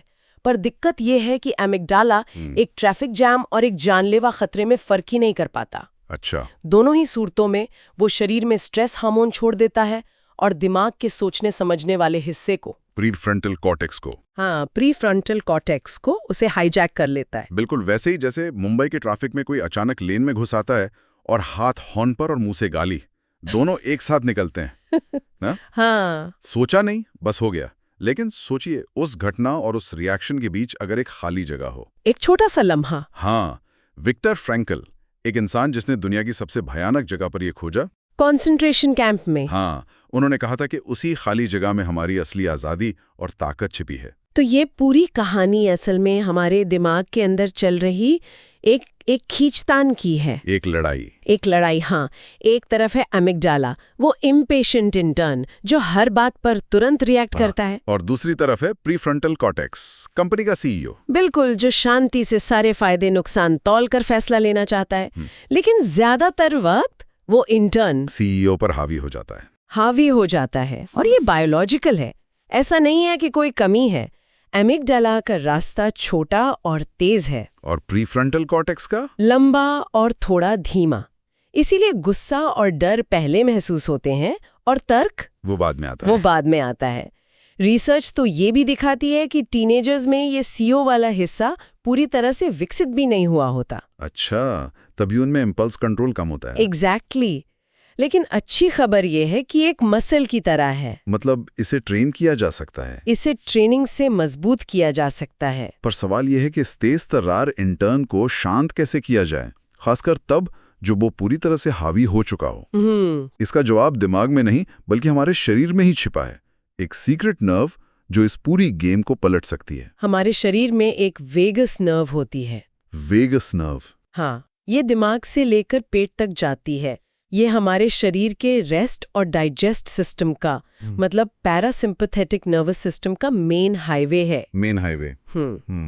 तो जब अमिगडाला एक्शन चिल्लाता है तो वेगस नर्व ब्रेक लगाने का काम करती है। ब्रेक लगाती है? हाँ, ये दिल की धड़कन को धीमा करती है, सांसों को गहरा करती है और शरीर को शांत होने का सिग्नल भेजती है। ये कुछ वैसा ही है जैसे प्रेशर कुकर में बहुत ज्यादा प्रेशर बनने पर सेफ्टी वॉल्व। अपने आप खुल जाता है। हाँ, और भाप बाहर निकल जाती है। बिल्कुल। तो सांस लेना उस सेफ्टी वॉल्व को जानबूझकर इस्तेमाल करने जैसा है। बिल्कुल, आप अपने शरीर की फिजियोलॉजी को बदलकर अपने दिमाग की हालत बदल रहे हैं। बिल्कुल। और रिसर्च में पाया गया है कि जिन लोगों की वेगस नर्व की टोन मतलब वेगल टोन अच्छी होती है, वो स्ट्रेस से जल्दी उभरते हैं, उनका इमोशनल कंट्रोल बेहतर होता है। और सबसे दिलचस्प बात यह है कि कुछ खास तरह की सांस लेने की एक्सरसाइज, जैसे कि लंबी सांस छोड़ना, वो सीधे सीधे इस नर्व को एक्टिवेट करती है। कोई जादू नहीं है ये कोई जादू नहीं है, शुद्ध बायोलॉजी है। तो मतलब ये ताकत हम सबके अंदर है, बस उसे एक्टिवेट करने का तरीका सीखना है। लेकिन थ्योरी में तो ये सब बहुत अच्छा लगता है। असल जिंदगी में जब बॉस चिल्ला रहा हो या घर में लड़ाई हो रही हो, तब ये पॉज याद कैसे रहेगा? असली सवाल तो प्रैक्टिस का है। बिल्कुल, और इसकी शुरुआत बहुत ही आसान तरीके से हो सकती है। इसकी शुरुआत 1 हफ्ते के छोटे से प्लान से की जा सकती है। 1 हफ्ते का मेंटल जिम? हाँ, एक तरह से। पहले दिन कोई बदलाव नहीं करना है, सिर्फ एक जासूस की तरह अपने ऑटोमेटिक रिएक्शन को पकड़ना है। कब गुस्सा आया, कब फोन उठाने का मन किया, सिर्फ नोटिस करना है। यानी अपनी आदतों का पैटर्न पहचानना। ठीक। फिर दूसरे और तीसरे दिन आप एक ब्रीदिंग एंकर बनाते हैं। Breathing anchor? हाँ, दिन में कई बार जब सब शांत हो तब 3 गहरी सांस लेने की प्रैक्टिस करें। फिर इसे अपनी किसी एक छोटी सी आदत से जोड़ दें। जैसे हर बार फोन उठाने से पहले 3 गहरी सांसें लेना। ये तो काफी आसान लग रहा है। फोन तो हम दिन में 100 बार उठाते हैं, तो प्रैक्टिस भी हो जाएगी। यही तो इसका मकसद है। इस छोटी सी आदत से आप अपने दिमाग को रिएक्टिव मोड से निकालकर कॉन्शियस मोड में लाने की ट्रेनिंग दे रहे हैं। अच्छा। पहले आप रिएक्शन के बाद नोटिस करेंगे, फिर रिएक्शन के दौरान, और कुछ हफ्तों की प्रैक्टिस के बाद आप रिएक्शन से ठीक पहले उस खाली जगह को पकड़ना सीख जाएंगे। ये एक नई आदत बनाने जैसा है। हाँ, जो आपकी पुरानी सबसे खराब आदतों को बदल सकती है। तो अब दुश्मन को पहचानते हैं, अपना ही एमिगडाला जो हाईजैक कर लेता है। हाँ। हथियार भी हैं, अपनी ही सांसें जो वेगस नर्व को एक्टिवेट करती हैं। सही है। और ट्रेनिंग का पहला लेवल भी पता चल गया है। लेकिन ये सब तैयारी है। Net practice? हाँ, नेट प्रैक्टिस। असली परीक्षा तब होती है जब आपका सबसे बड़ा ट्रिगर, आपकी सबसे बड़ी कमजोरी या आपका सबसे गहरा डर आपके सामने आकर खड़ा हो जाता है। जब पुरानी आदतें पूरे जोर से वापस खींचते हैं। क्या ये चंद सेकंड का पॉज तब भी काम करेगा, या उस तूफान में ये छोटा सा दिया बुझ जाएगा? इस सवाल का जवाब और जो चैप्टर का अगला हिस्सा है, शायद वहीं से तुम्हारी कहानी सच में बदलना शुरू होती है। क्या हो अगर आपकी जिंदगी की सबसे बड़ी लड़ाई किसी दुश्मन से नहीं, किसी बॉस से नहीं, बल्कि आपके अपने दिमाग के अंदर चल रहे एक ऑटो पायलट सिस्टम से हो? एक ऐसा सिस्टम जो सोचने से भी ज्यादा तेज है और जो हर मुश्किल सिचुएशन में आपको एक तरह से हाईजैक कर लेता है। ये एक ऐसा सवाल है जो सुनने में शायद थोड़ा फिल्मी लगे, है ना? हाँ। लेकिन असल में ये हम सबकी रोज की हकीकत है। हम अक्सर अपनी समस्याओं का कारण बाहर ढूंढते हैं, लोगों में, हालात में, किस्मत में। बिल्कुल। पर न्यूरोसाइंस और हजारों साल पुरानी फिलॉसफी दोनों एक ही तरफ इशारा करती हैं। असली जंग घटनाओं से है ही नहीं। तो फिर किससे है? असली जंग है उन पर हमारी जो बिजली की तेजी से होने वाली भावनात्मक प्रतिक्रियाएं हैं, उनसे। ये इतनी तेज होती हैं कि हमारा सोचने समझने वाला दिमाग, मतलब हमारा लॉजिकल ब्रेन, जब तक सिचुएशन को समझे तब तक तो इमोशनल दिमाग गाड़ी को गलत दिशा में मोड़ चुका होता है। बिल्कुल। ये तो दिमाग के अंदर चल रहा एक तरह का सिविल वॉर है। एक तरफ है हमारा पुराना दिमाग जो बस सर्वाइव करना चाहता है, खतरे से बचना चाहता है। हाँ, लाखों साल पुराना। और दूसरी तरफ है हमारा नया विकसित दिमाग जो सोचना, समझना और सही फैसला लेना चाहता है। और ज्यादातर समय बिना हमारी इजाजत के जीत पुराने वाली की हो जाती है। और इसी दिमागी लड़ाई का जो राज है वो हजारों साल पहले कुछ लोगों ने समझ लिया था। कौन थे ये लोग? स्टोइक फिलोसफर्स, जैसे रोमन सम्राट मार्कस ऑरेलियस। सोचिए, एक इंसान जो दुनिया की सबसे बड़ी सल्तनत चला रहा है, रोज युद्ध, राजनीति, धोखे से घिरा हुआ है, और वो रात को अपने टेंट में बैठकर अपनी पर्सनल डायरी लिख रहा है, और वो खुद को याद दिला रहा है कि असली लड़ाई बाहर नहीं है, अंदर है। ये बहुत दिलचस्प है। इतनी बड़ी लड़ाइयां लड़ते हुए भी वो अपनी सबसे बड़ी लड़ाई दिमाग के अंदर मान रहे थे। बिल्कुल। उनका सिद्धांत क्या था? उनका सिद्धांत बेहद सरल था लेकिन गहरा। क्या था? हमें चीजें परेशान नहीं करती, बल्कि चीजों के बारे में हमारे विचार हमें परेशान करते हैं।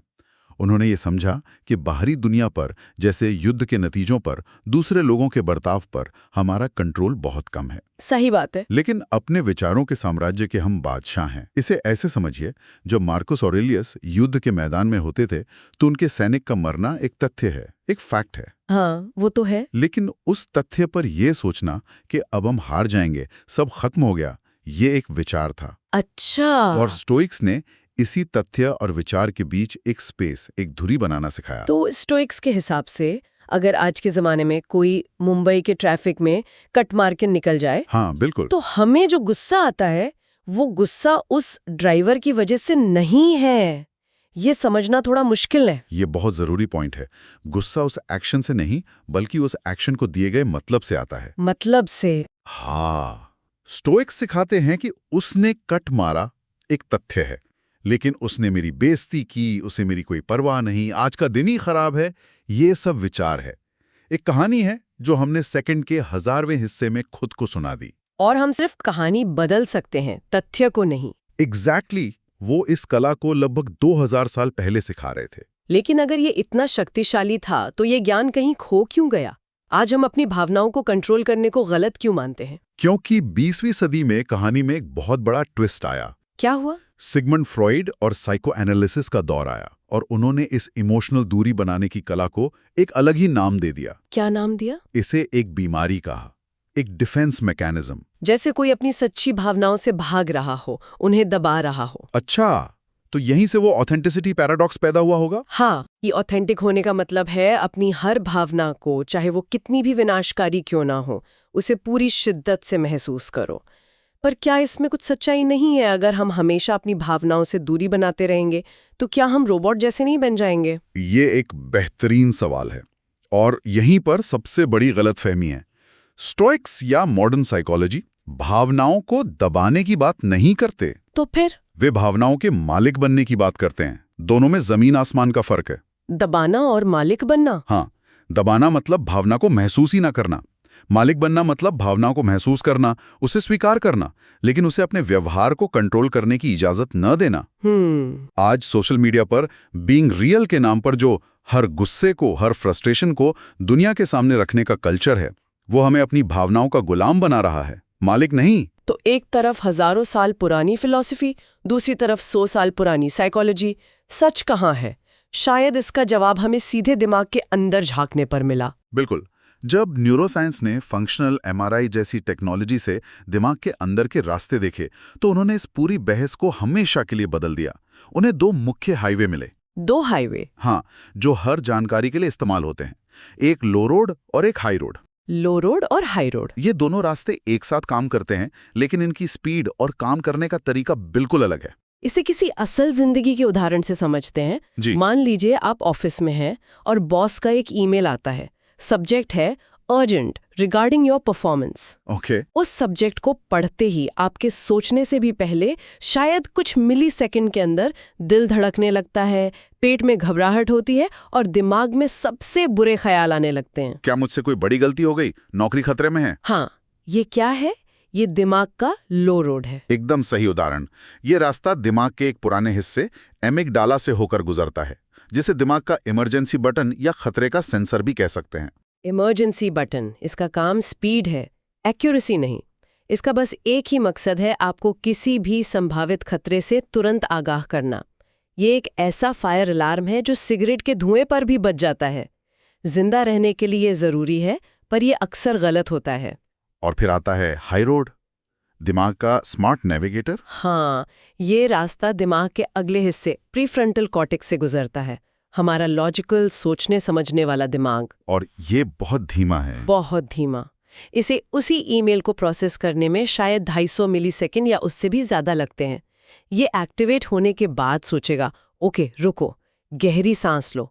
हो सकता है बॉस किसी अच्छे प्रोजेक्ट के बारे में बात करना चाहते हो, या शायद फीडबैक देना चाहते हो जिससे मैं बेहतर काम कर सकूं। एग्जैक्टली। ईमेल खोलने बिना नतीजा निकालना बेवकूफी है। और यही मूल संघर्ष है। लो रोड हमेशा पहले रिएक्ट करेगा, हमेशा। वो डिजाइन ही ऐसा किया गया है। समस्या ये है कि आज की दुनिया में असली शेर या खतरे कम हैं, लेकिन हमारा लो रोड एक मुश्किल ईमेल को, ट्रैफिक जाम को या किसी की आलोचना को भी शेर जितना ही बड़ा खतरा मान लेता है। तो लक्ष्य लो रोड को खत्म करना नहीं है। नहीं, बिल्कुल नहीं। इमरजेंसी में वही हमारी जान बचाता है। लक्ष्य है हाई रोड को, हमारे स्मार्ट नेविगेटर को इतना ट्रेन करना कि वो ज्यादातर समय ड्राइवर सीट पर बैठ सके। तो सवाल ये उठता है कि इस स्मार्ट नेविगेटर को ट्रेन कैसे करें? ये तो स्पीड की लड़ाई है और हाई रोड तो हमेशा धीमा रहेगा। तो हम जीत कैसे सकते हैं? हैरानी की बात यह है कि इसका एक सबसे शक्तिशाली टूल हमारे पास हर समय होता है। क्या? हमारे अपने शब्द। हम खुद से कैसे बात करते हैं। हमारे शब्द? हाँ, हार्वर्ड में 2017 में एक स्टडी हुई जिसने दिखाया कि हम अपने अनुभवों के बारे में कैसे सोचते हैं या कैसे बात करते हैं, ये सीधे तौर पर हमारे दिमाग की वायरिंग पर असर डालता है। अच्छा।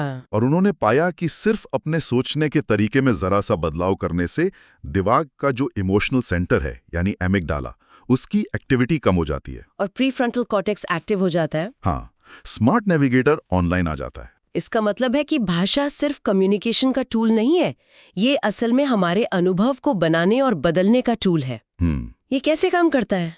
इसका एक बहुत सीधा सा उदाहरण है। उसी ऑफिस वाले ईमेल की सिचुएशन पे वापस चलते हैं। ठीक है। लो रोड के हाईजैक के बाद पहला विचार आता है, मैं बहुत डरी हुई हूं या मैं बहुत परेशान हूं। हाँ। इस वाक्य में मैं और डर एक हो गए हैं।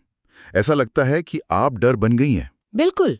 लेकिन अगर इसी विचार को थोड़ा बदल दिया जाए, इसे भाषाई दूरी या लिंग्विस्टिक डिस्टेंसिंग कहते हैं। Linguistic distancing. अगर ये सोचा जाए कि अपना नाम इस सिचुएशन में डर महसूस कर रहा है, तो क्या होता है? स्टडी में पाया गया है कि जैसे ही हम फर्स्ट पर्सन मैं से थर्ड पर्सन वो या अपने नाम पर शिफ्ट होते हैं, तो दिमाग इसे ऐसे देखता है जैसे ये किसी और के साथ हो रहा है। एग्जैक्टली। ये छोटी सी भाषाई दूरी हमारे दिमाग में एक असली मनोवैज्ञानिक दूरी बना देती है। एमिगडाला शांत हो जाता है और प्रीफ्रंटल कॉर्टेक्स ऑनलाइन आ जाता है। ये तो कमाल की बात है।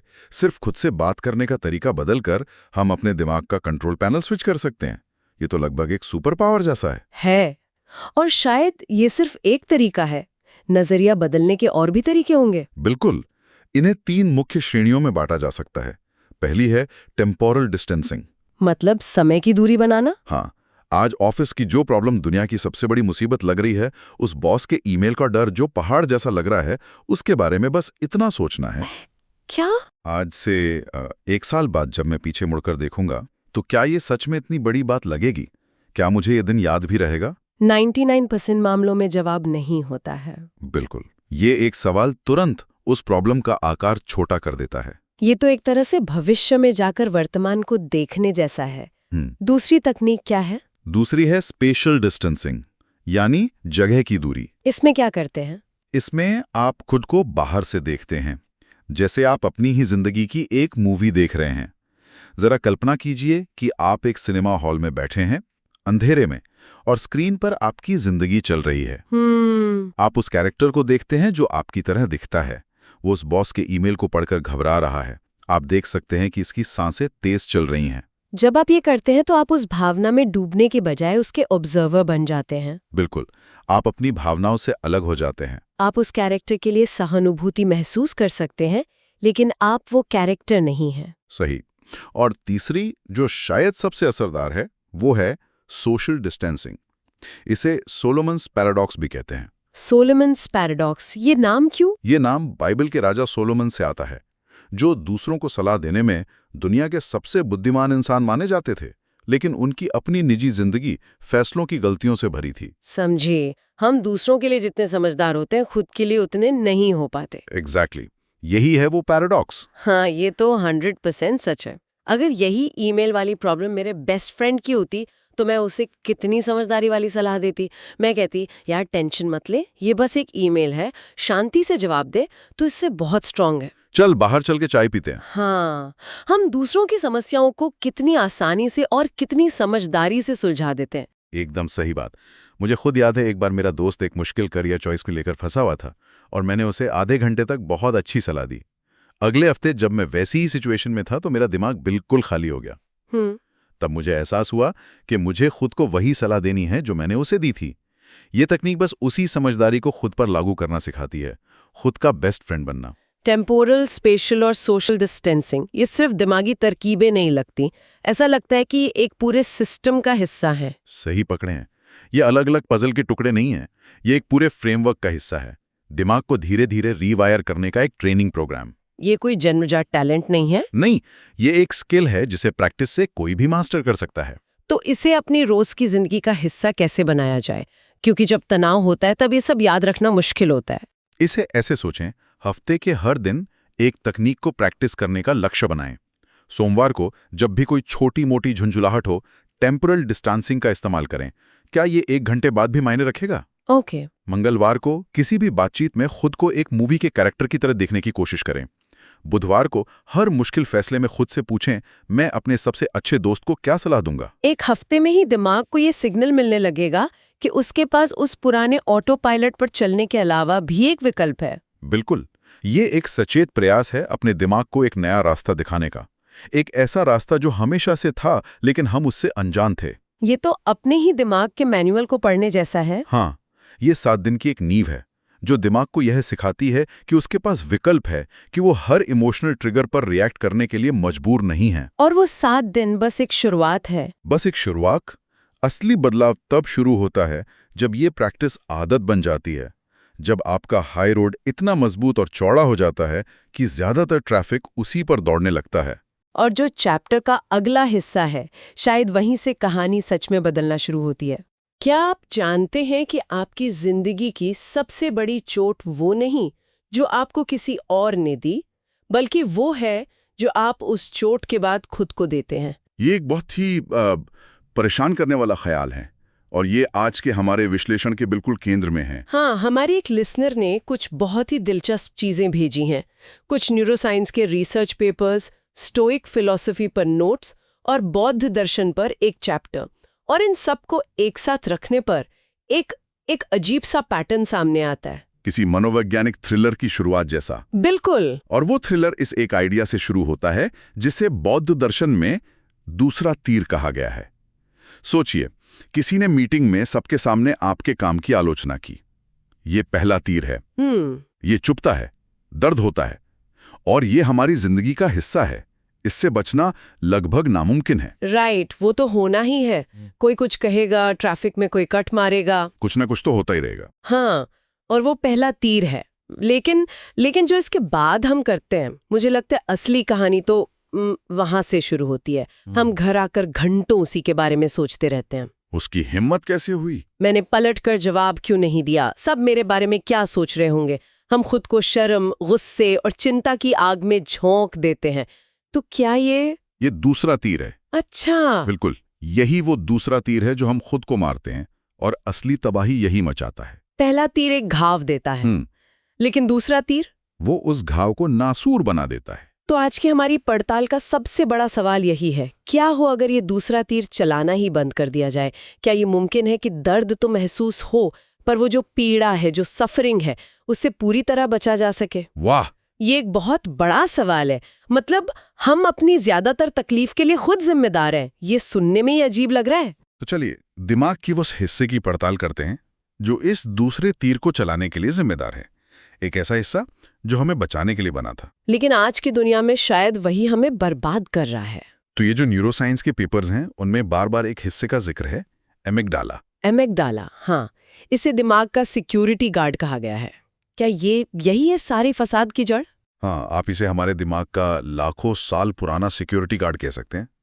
इसका काम बहुत सिंपल है, खतरा पहचानो और अलार्म बजाओ। ओके। जब हमारे पूर्वज गुफाओं में रहते थे तो ये सिस्टम उनकी जान बचाता था। सामने शेर आया, एमिगडाला ने अलार्म बजाया, शरीर में एड्रेनलिन दौड़ा और इंसान या को लड़ा या भागा। उस माहौल के लिए तो ये एक परफेक्ट सर्वाइवल मैकेनिज्म था। बिल्कुल। लेकिन अब तो हमारी जिंदगी में शेर या भालू नहीं है। हम तो बस ऑफिस जाते हैं, घर आते हैं। तो फिर ये सिक्योरिटी गार्ड आज क्या कर रहा है?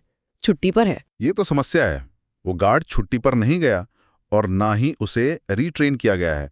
वो लाखों साल पुराना सॉफ्टवेयर आज भी हमारे दिमाग में चल रहा है। ओह। आज की दुनिया में शेर तो नहीं है, लेकिन बॉस का एक गुस्से वाला ईमेल, हाँ, सोशल मीडिया पर एक नेगेटिव कमेंट या ट्रैफिक में किसी का हॉर्न बजाना, हमारा एमिगडाला इन सबको वैसे ही देखता है जैसे गुफा के बाहर कोई शेर खड़ा हो। मतलब उसके लिए खतरे का मतलब खतरा है, चाहे वो जानलेवा हो या सिर्फ हमारे ईगो को चोट पहुंचाने वाला। अच्छा, तो इसीलिए जब मेरा बॉस सिर्फ वी नीड टू टॉक लिखकर भेजता है तो मेरा दिल धड़कने लगता है और हाथ ठंडे पड़ जाते हैं। एग्जैक्टली। मेरा दिमाग उसे एक असली खतरे की तरह देख रहा है। और उस पल में जो होता है उसे न्यूरोसाइंटिस्ट कहते हैं एमिगडाला हाईजैक। Amygdala hijack. ये वो पल है जब आपका ये पुराना सिक्योरिटी गार्ड इमरजेंसी बटन दबा देता है, और जैसे ही ये बटन दबता है आपके दिमाग का सोचने समझने वाला, तर्क करने वाला हिस्सा, जिसे प्रीफ्रंटल कॉर्टेक्स कहते हैं, वो लगभग ऑफलाइन हो जाता है। मतलब हमारा स्मार्ट ब्रेन शट डाउन हो जाता है। बिल्कुल, पूरी तरह। कुछ कीमती पलों के लिए। हाँ, कंट्रोल पूरी तरह से उस पुराने रिएक्टिव ब्रेन के हाथ में चला जाता है। तो दिल की धड़कन तेज हो जाती है, मुट्ठियां बीत जाती हैं, खून का दौरा आपके दिमाग से हटकर आपके हाथ पैरों की तरफ जाने लगता है, ताकि आप लड़ सकें या भाग सकें। हाँ, और आपके मुंह से वो बातें निकलती हैं जिनका पछतावा आपको शायद जिंदगी भर रहता है। ये तो एक हाइपर सेंसिटिव कार अलार्म की तरह है। कोई बच्चा भी पास से गुजरे तो बजना शुरू हो जाता है। सही, वो असली चोर और एक बिल्ली में फर्क नहीं कर पा रहा। ये तो बहुत डरावना है।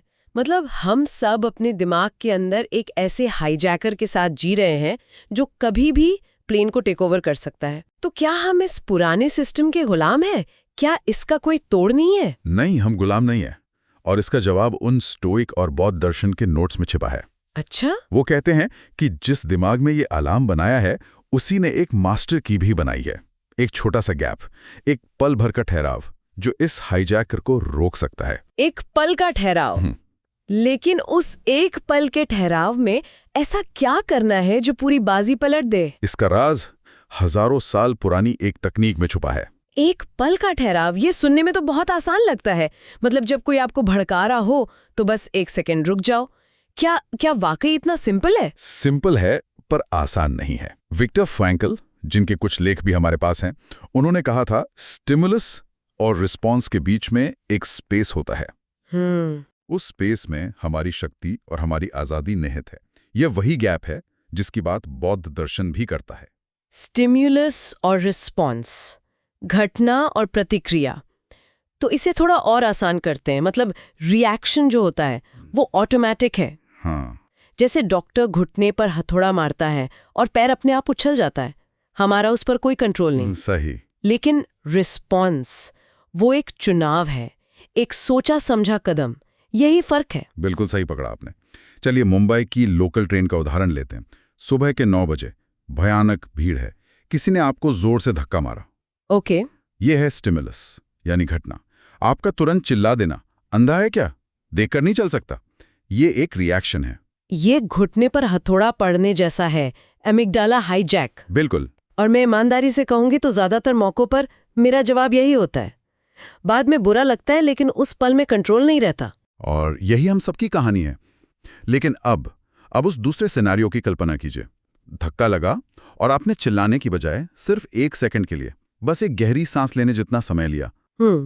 उस 1 सेकंड के गैप में आपने सोचा, शायद भीड़ बहुत ज्यादा है, जानबूझकर नहीं किया होगा, बेचारा खुद ही परेशान होगा, और फिर आप बिना कुछ कहे शांति से आगे बढ़ गए। ये एक रिस्पॉन्स है। वाह, मतलब वो 1 सेकंड का ठहराव ही तय करता है कि मुंबई की भीड़ में दिन सुकून से गुजरेगा या गुस्से और कड़वाहट से। वही वो 1 सेकंड ही दूसरे तीर को रोकता है। वही वो जादुई ठहराव है, घटना और आपकी प्रतिक्रिया के बीच का वो पल जहां आप चुनते हैं कि आपको अपने इमोशंस का गुलाम बनना है या बादशाह। ठीक है, मैं इस आइडिया को पूरी तरह समझ गई हूँ। ये गैप, ये ठहराव ही असली शक्ति है। लेकिन थ्योरी में ये सब बहुत अच्छा लगता है। जब असल में खून खौल रहा हो, जब किसी ने आपकी आत्मा पर चोट की हो, तब ये गैप कैसे बनाया जाए? सही सवाल। उस हाईजैकर को 1 सेकंड के लिए भी कैसे रोका जाए?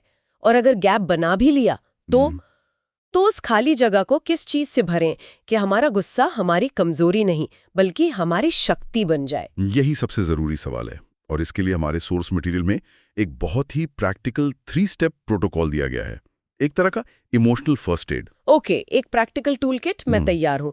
पहला कदम क्या है? पहला कदम है पहचानो, रिकग्निशन। इससे पहले कि आपका दिमाग पूरी तरह हाईजैक हो, आपका शरीर आपको छोटे छोटे सिग्नल देना शुरू कर देता है। अच्छा, कैसे सिग्नल? बहुत सूक्ष्म होते हैं, जैसे चेहरे पर हल्की गर्माहट महसूस होना, पेट में अजीब सी बेचैनी, कंधों में तनाव या जबड़े का बीच जाना। हाँ, होता है।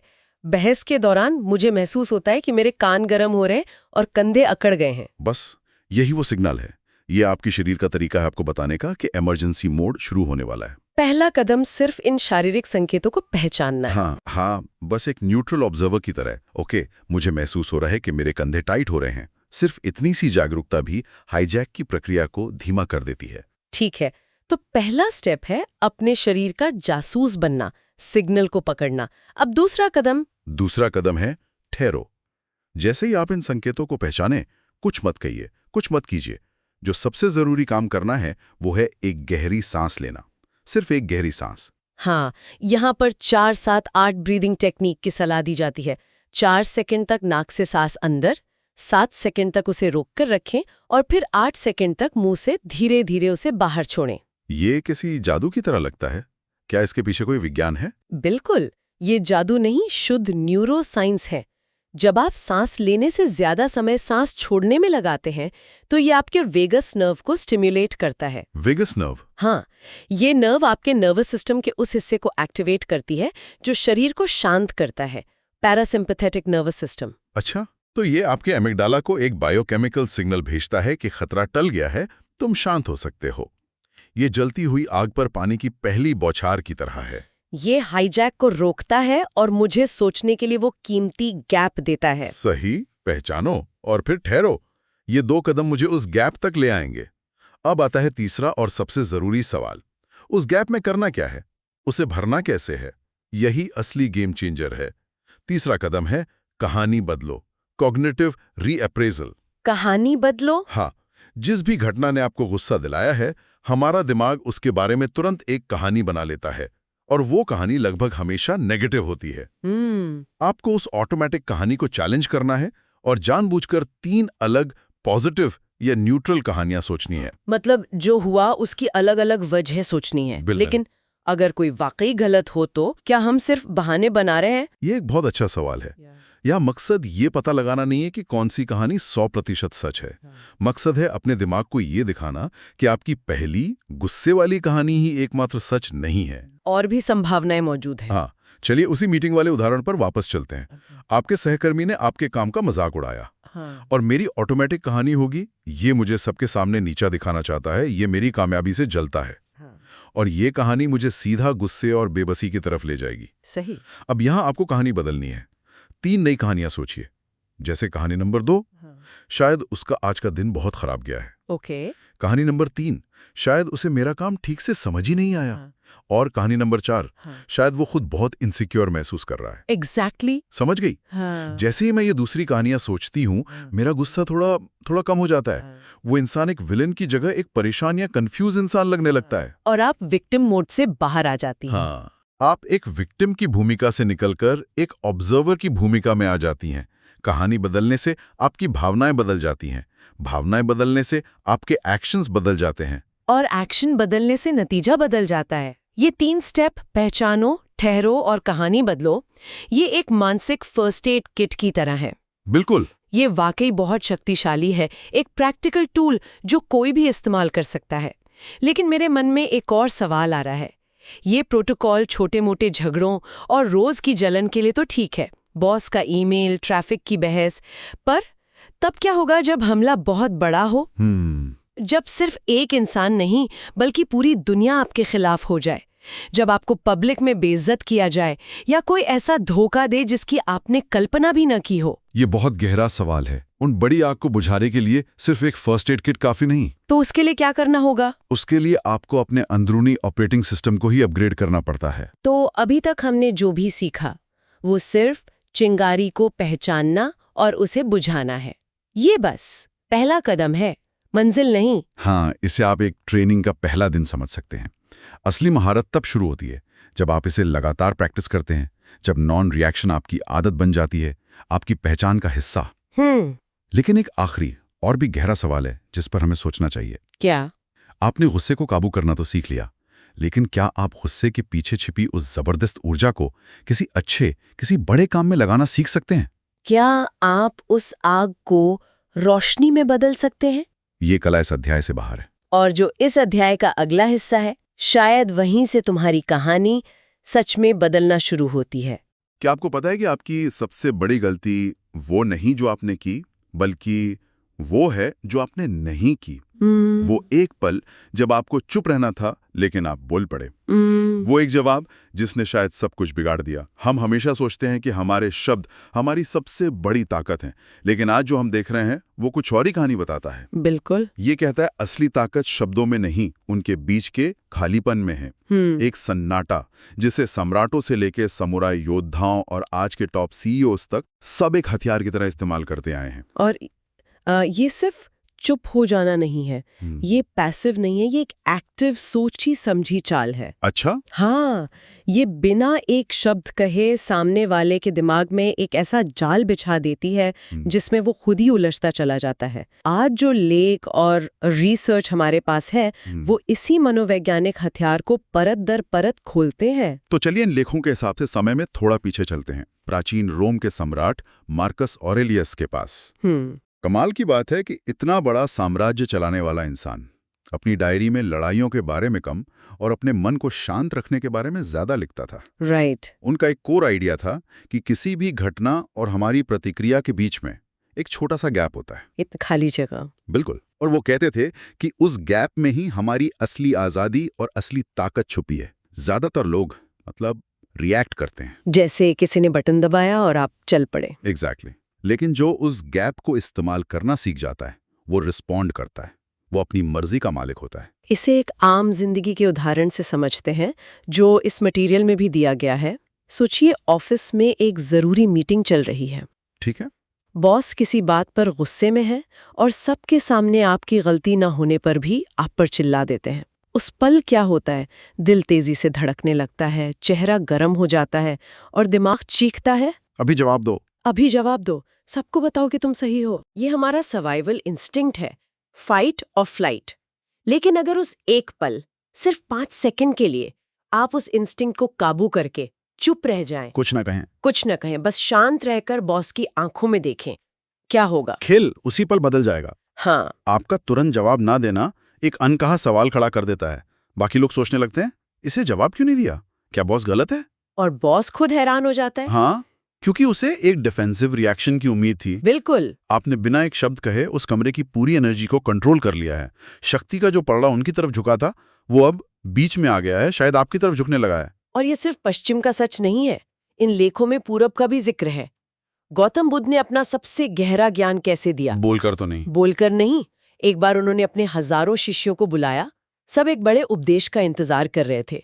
बुद्ध ने कुछ नहीं कहा, उन्होंने बस एक कमल का फूल अपने हाथ में उठाया और सब हैरान। हजारों शिष्य हैरान थे, कोई कुछ नहीं समझा। सिर्फ एक महाकश्यप देखकर मुस्कुरा दिए। वो बिना शब्दों के उस फूल का पूरा संदेश समझ गए। वाह। बुद्ध भी मुस्कुरा दिए। ज्ञान का सबसे बड़ा पाठ बिना एक शब्द कहे पूरा हो गया। इसे जापान में इशिन दिनशिन कहते हैं, मतलब मन से मन तक का कनेक्शन। ठीक वैसे ही जैसे दो बहुत पुराने दोस्त या एक शादीशुदा जोड़ा कई बार बिना कुछ कहे ही एक दूसरे की बात समझ जाते हैं। ये ताकत बहस जीतने के लिए नहीं, बल्कि बिना लड़े ही जंग जीतने के लिए है। ये सामने वाले को आपकी प्रतिक्रिया का इंतजार करने पर मजबूर करती है और उस इंतजार में वो अपनी ही बनाई हुई कहानियों में उलझ जाता है। तो ये तो हुई फिलॉसफी और इतिहास की बात, जो सुनने में बहुत अच्छी लगती है। लेकिन इन लेखों में से एक न्यूरोसाइंस पर भी था। हाँ। दिमाग में असल में ऐसा क्या होता है जब हम चुप हो जाते हैं? क्या इसका कोई वैज्ञानिक आधार भी है? बिल्कुल। और यहीं पर बात बहुत दिलचस्प हो जाती है। हमारे दिमाग को एक लैपटॉप की तरह समझिए। ठीक है। जिसकी रैम बहुत लिमिटेड है। एक थ्योरी है कॉग्निटिव लोड थ्योरी, जो कहती है कि हमारी वर्किंग मेमोरी एक बार में कुछ ही चीजें ठीक से प्रोसेस कर सकती है। मतलब एक साथ बहुत सारे टैब्स खोल देंगे तो लैपटॉप हैंग हो जाएगा? एग्जैक्टली। अब सोचिए, जब आप एक मुश्किल बातचीत में होते हैं, आप सामने वाले की बात सुन भी रहे हैं, उसे समझने की कोशिश भी कर रहे हैं, अपने इमोशंस को भी मैनेज कर रहे हैं और साथ ही साथ एक जबरदस्त जवाब भी सोच रहे हैं, सब एक साथ। तो आपकी रैम 100% इस्तेमाल हो जाती है। आप उस वक्त सोच नहीं रहे होते, आप सिर्फ रिएक्ट कर रहे होते हैं। ये तो वैसे ही हो गया जैसे मैं मुंबई के दादर स्टेशन की भीड़ में लोकल ट्रेन पकड़ने की कोशिश कर रहा हूँ और साथ में फोन पर स्टॉक मार्केट की ट्रेडिंग भी कर रहा हूँ। हाँ। जाहिर है, या तो ट्रेन छूटेगी या पैसे डूबेंगे, दोनों काम एक साथ नहीं हो सकते। वही होता है। और जैसे ही आप चुप होते हैं, आप अपने दिमाग पे चल रहे सारे फालतू प्रोसेस बंद कर देते हैं, रैम फ्री हो जाती है। अपनी सारी रैम फ्री कर देते हैं। अब आप उस बातचीत के प्लेयर नहीं रहते, आप गेम को ऊपर से देखने वाले बन जाते हैं। अच्छा। आपको पैटर्न दिखने लगते हैं, सामने वाले की बॉडी लैंग्वेज, उसकी आवाज का उतार चढ़ाव, उसकी बातों में छुपी कमजोरी, सब साफ नजर आने लगता है। और दूसरी तरफ वाले का क्या होता है? उसका दिमाग ओवरलोड हो जाता है। हाँ, क्योंकि आपका सन्नाटा उसके दिमाग में एक वैक्यूम, एक खालीपन बना देता है, और इंसान का दिमाग अनिश्चितता से नफरत करता है। वो उस खालीपन को भरने के लिए पागल हो जाता है। वो सोचने लगता है, ये चुप क्यों है? क्या ये मेरी बात से सहमत है? या ये मेरे खिलाफ कोई बड़ी चाल चल रहा है? मैंने कुछ गलत तो नहीं कह दिया? यहाँ पर एक 2023 की स्टडी का जिक्र है जो बड़ी कमाल की बात कहती है। हाँ, वो मैंने भी पढ़ी। रिसर्चर्स ने लोगों को अलग अलग आवाजों के बीच अचानक आने वाले सन्नाटे को सुनाया और उनके ब्रेन स्कैन देखे। कमाल की बात यह थी कि दिमाग के सुनने वाले हिस्से ने, ऑडिटरी कॉर्टेक्स ने, उस सन्नाटे पर ठीक वैसी ही प्रतिक्रिया दी जैसी वो किसी आवाज पर देता है। मतलब हमारा दिमाग सन्नाटे को सुनता है। हाँ, वो सिर्फ आवाज की कमी नहीं है, वो अपने आप में एक सिग्नल है। और वो सिग्नल सीधा हमारे दिमाग के अलार्म सिस्टम को ट्रिगर करता है। हमारे दिमाग में एक छोटा सा हिस्सा होता है जिसका काम खतरे को पहचानना है। इसे एमिगडाला कहते हैं। एमिगडाला? हाँ, जब बातचीत में उम्मीद से ज्यादा लंबा, मान लीजिए 4 सेकंड से ज्यादा का सन्नाटा आता है, तो ये एमिगडाला एक्टिवेट हो जाता है। वो इसे एक सोशल थ्रेट, एक खतरे के सिग्नल की तरह लेता है। मतलब आप कुछ कर भी नहीं रहे और सामने वाले का दिमाग पैनिक मोड में जा रहा है। प्रिसाइसली, वो आपकी चुप्पी को अपने सबसे बड़े डर से भरने लगता है। शायद मैंने कुछ गलत कह दिया, शायद ये मुझसे नाराज है, शायद ये डील कैंसिल कर देगा। आप उस पर हमला नहीं कर रहे हो, उसका अपना दिमाग उस पर हमला कर रहा है। ठीक है, तो हमने एक मनोवैज्ञानिक बढ़त तो बना ली, ये समझ आ गया। लेकिन इसे इस्तेमाल कैसे करें कि हम कमजोर या बदतमीज न लगें? सही सवाल है। एक साधारण से पॉज को एक रणनीतिक मास्टर स्ट्रोक में कैसे बदलें? मुझे लगता है कि ये मटेरियल सिर्फ क्यों नहीं बताता बल्कि कैसे भी बताता है। इसमें एक फ्रेमवर्क का जिक्र है, शक्ति के 3 स्तर। हाँ, इसे एक गेम की तरह देखें जिसके 3 लेवल्स हैं। हर लेवल एक अलग स्थिति के लिए बना एक अलग हथियार है। लेवल 1 क्या है? लेवल 1 है the micropause, the surgical strike. Okay. ये सिर्फ 3 से 5 सेकंड का सन्नाटा है। ये आपका पहला और सबसे ज्यादा इस्तेमाल होने वाला हथियार है। ये तब काम आता है जब कोई आप पर ताना कसे या कोई भड़काने वाली बात कहे। जैसे? सोचिए, किसी रिश्तेदार ने भरी पार्टी में आपके वजन पे मजाक किया। आपका पहला इंस्टिंक्ट क्या होगा? पलटकर कोई चुपता हुआ जवाब देना ताकि मामला बराबर हो जाए। हाँ बिल्कुल, इज्जत का सवाल है। बिल्कुल। लेकिन उसकी जगह आप लेवल 1 इस्तेमाल करते हैं। आप बस 3 सेकंड तक मुस्कुराते हुए उनकी आंखों में देखते हैं, कुछ नहीं कहते और फिर आराम से टॉपिक बदल देते हैं या किसी और से बात करने लगते हैं। आपने बिना एक शब्द कहे उस ताने की हवा निकाल दी। आपने दिखा दिया कि उनकी बात में इतनी भी ताकत नहीं कि वो आपकी शांति भंग कर सके। वो ताना उन पर ही वापस चला गया। ये सुनने में बहुत पावरफुल लगता है, पर असल में करना बहुत मुश्किल है। मुझे लगता है इसमें एक पतली सी लाइन है शक्तिशाली और अजीब दिखने के बीच में। कोई हमें घूरता हुआ बेवकूफ भी तो समझ सकता है। सही सवाल है, और इसका राज आपकी बॉडी लैंग्वेज में है। अगर आप घबराकर या गुस्से में चुप होंगे तो आप अजीब लगेंगे, लेकिन अगर आप एक शांत, कॉन्फिडेंट मुस्कान के साथ चुप रहते हैं तो वो पावरफुल लगता है। हाँ, तो वो पावरफुल लगता है। ये प्रैक्टिस से आता है। ठीक है, तो ये हुआ लेवल 1। अब लेवल 2 क्या है? लेवल 2 है the deferred strike, the ambush. The ambush. इसका मतलब है जवाब को टाल देना। इसका सबसे शक्तिशाली वाक्य है, मुझे इस बारे में सोचने का थोड़ा वक्त चाहिए, या मैं इस बारे में सोचकर बताता हूँ। अच्छा। ये तब काम आता है जब कोई आप पर तुरंत फैसला लेने का दबाव बनाए। जैसे वो बॉस वाला उदाहरण जिसने वीकेंड पे काम करने को कहा था। बिल्कुल। बॉस ने शुक्रवार शाम 5 बजे आकर कहा, मुझे ये रिपोर्ट संडे सुबह तक चाहिए। तुरंत हाँ या ना कहने के बजाय आप कहते हैं, ओके, मुझे अपना शेड्यूल और इस काम की अर्जेंसी को देखना होगा, मैं आपको 1 घंटे में कंफर्म करता हूँ। अब क्या हुआ? आपने उस बातचीत का कंट्रोल अपने हाथ में ले लिया। वो दबाव जो आप पर था, अब वो उन पर चला गया है। अब वो इंतजार करेंगे। अब वो आपके जवाब का इंतजार करेंगे। आपको सोचने का, प्लान करने का और शायद ना कहने का एक बेहतर तरीका ढूंढने का वक्त मिल गया। आप रिएक्ट नहीं, एक्ट कर रहे हैं। ये तो बहुत प्रैक्टिकल है। ज्यादातर लोग ना नहीं बोल पाते क्योंकि वो दबाव में तुरंत जवाब दे देते हैं। ये ना कहने का एक स्मार्ट तरीका है। अब आता है सबसे खतरनाक वाला level, level 3। Level 3, the ghost, the ultimate weapon. Oh, इसका मतलब है कोई जवाब नहीं देना, कभी नहीं। ये सबसे शक्तिशाली और सबसे खतरनाक हथियार है, जिसे बहुत सोच समझकर सिर्फ एक्सट्रीम सिचुएशंस में इस्तेमाल करना चाहिए। मतलब ये उन स्थितियों के लिए है जहां कोई भी जवाब देना आपके लिए नुकसानदेह है। बिल्कुल। जैसे सोचिए कोई टॉक्सिक दोस्त या रिश्तेदार है जो आपको बार बार फोन या मैसेज करके किसी पुराने झगड़े में, किसी पुराने ड्रामा में वापस घसीटना चाहता है। होता है ऐसा। आप एक बार जवाब देंगे तो वो बहस का एक नया सिलसिला शुरू कर देगा। यहाँ आप लेवल 3 इस्तेमाल करते हैं। आप फोन उठाते ही नहीं, आप मैसेज देखते हैं पर रिप्लाई नहीं करते। पूरी तरह नजरअंदाज। आप उस पूरी नेगेटिविटी को, उस पूरे ड्रामा को सिर्फ अपने सन्नाटे से खत्म कर देते हैं। आपकी चुप्पी एक दीवार बन जाती है जिसे वो पार नहीं कर सकते। लेकिन क्या इसमें खतरा नहीं है? अगर कोई बॉस आपको जरूरी मैसेज करे और आप घोस्ट कर दें तो ये तो नौकरी से निकालने का कारण भी बन सकता है। बिल्कुल। तो ये लेवल 3 कहाँ इस्तेमाल करना है और कहाँ नहीं, इसकी कोई लाइन तो होगी। बहुत जरूरी पॉइंट है। ये मटेरियल साफ कहता है कि लेवल 3 प्रोफेशनल या जरूरी रिश्तों के लिए नहीं है। ये सिर्फ उन टॉक्सिक या अब्यूजिव रिश्तों को काटने के लिए है जहां बातचीत का कोई पॉजिटिव नतीजा निकल ही नहीं सकता। समझ गया। इसे गलत जगह इस्तेमाल करना आपके लिए बहुत भारी पड़ सकता तो है। इन लेखों को देखकर एक पैटर्न साफ नजर आता है। छोटी मोटी लड़ाइयों में, जैसे सोशल मीडिया की बहस में, ज्यादातर लोग अपना सबसे बड़ा हथियार लेवल 3 इस्तेमाल कर लेते हैं और ब्लॉक कर देते हैं। हाँ। और जहां असल में चुप रहने की जरूरत होती है, जिंदगी के बड़े फैसलों में, वहां बिना सोचे समझे तुरंत बोल पड़ते हैं। ये फ्रेमवर्क इसी गलती को सुधारता है। बिल्कुल। लेकिन इन लेवल्स को जानना एक बात है, और प्रेशर में, जब दिल जोरों से धड़क रहा हो, जब आपका अमिगडाला हाईजैक हो चुका हो और दिमाग चीख रहा हो कि अभी जवाब दो, उस वक्त खुद को रोकना बिल्कुल दूसरी बात है। तो उस वक्त खुद को कैसे रोकें? इन लेखों में इसका भी कोई तरीका बताया गया है? हाँ, एक बहुत ही सिंपल प्रोटोकॉल है, 3 सांसों का नियम। 3 सांसों का नियम। जब भी आप उस फाइट या फ्लाइट मोड में जाएं, कुछ भी करने से पहले सिर्फ 3 गहरी सांसें लें। सोचिए, आप फिर से उसी ऑफिस वाली सिचुएशन में हैं। बॉस का गुस्सा, लोगों की नजरें, आपका अपमान। लेकिन इस बार आप रिएक्ट नहीं करते। आप पहली गहरी सांस लेते हैं और अपने अंदर उठ रहे गुस्से और बेचैनी को बस महसूस करते हैं, उसे जज नहीं करते।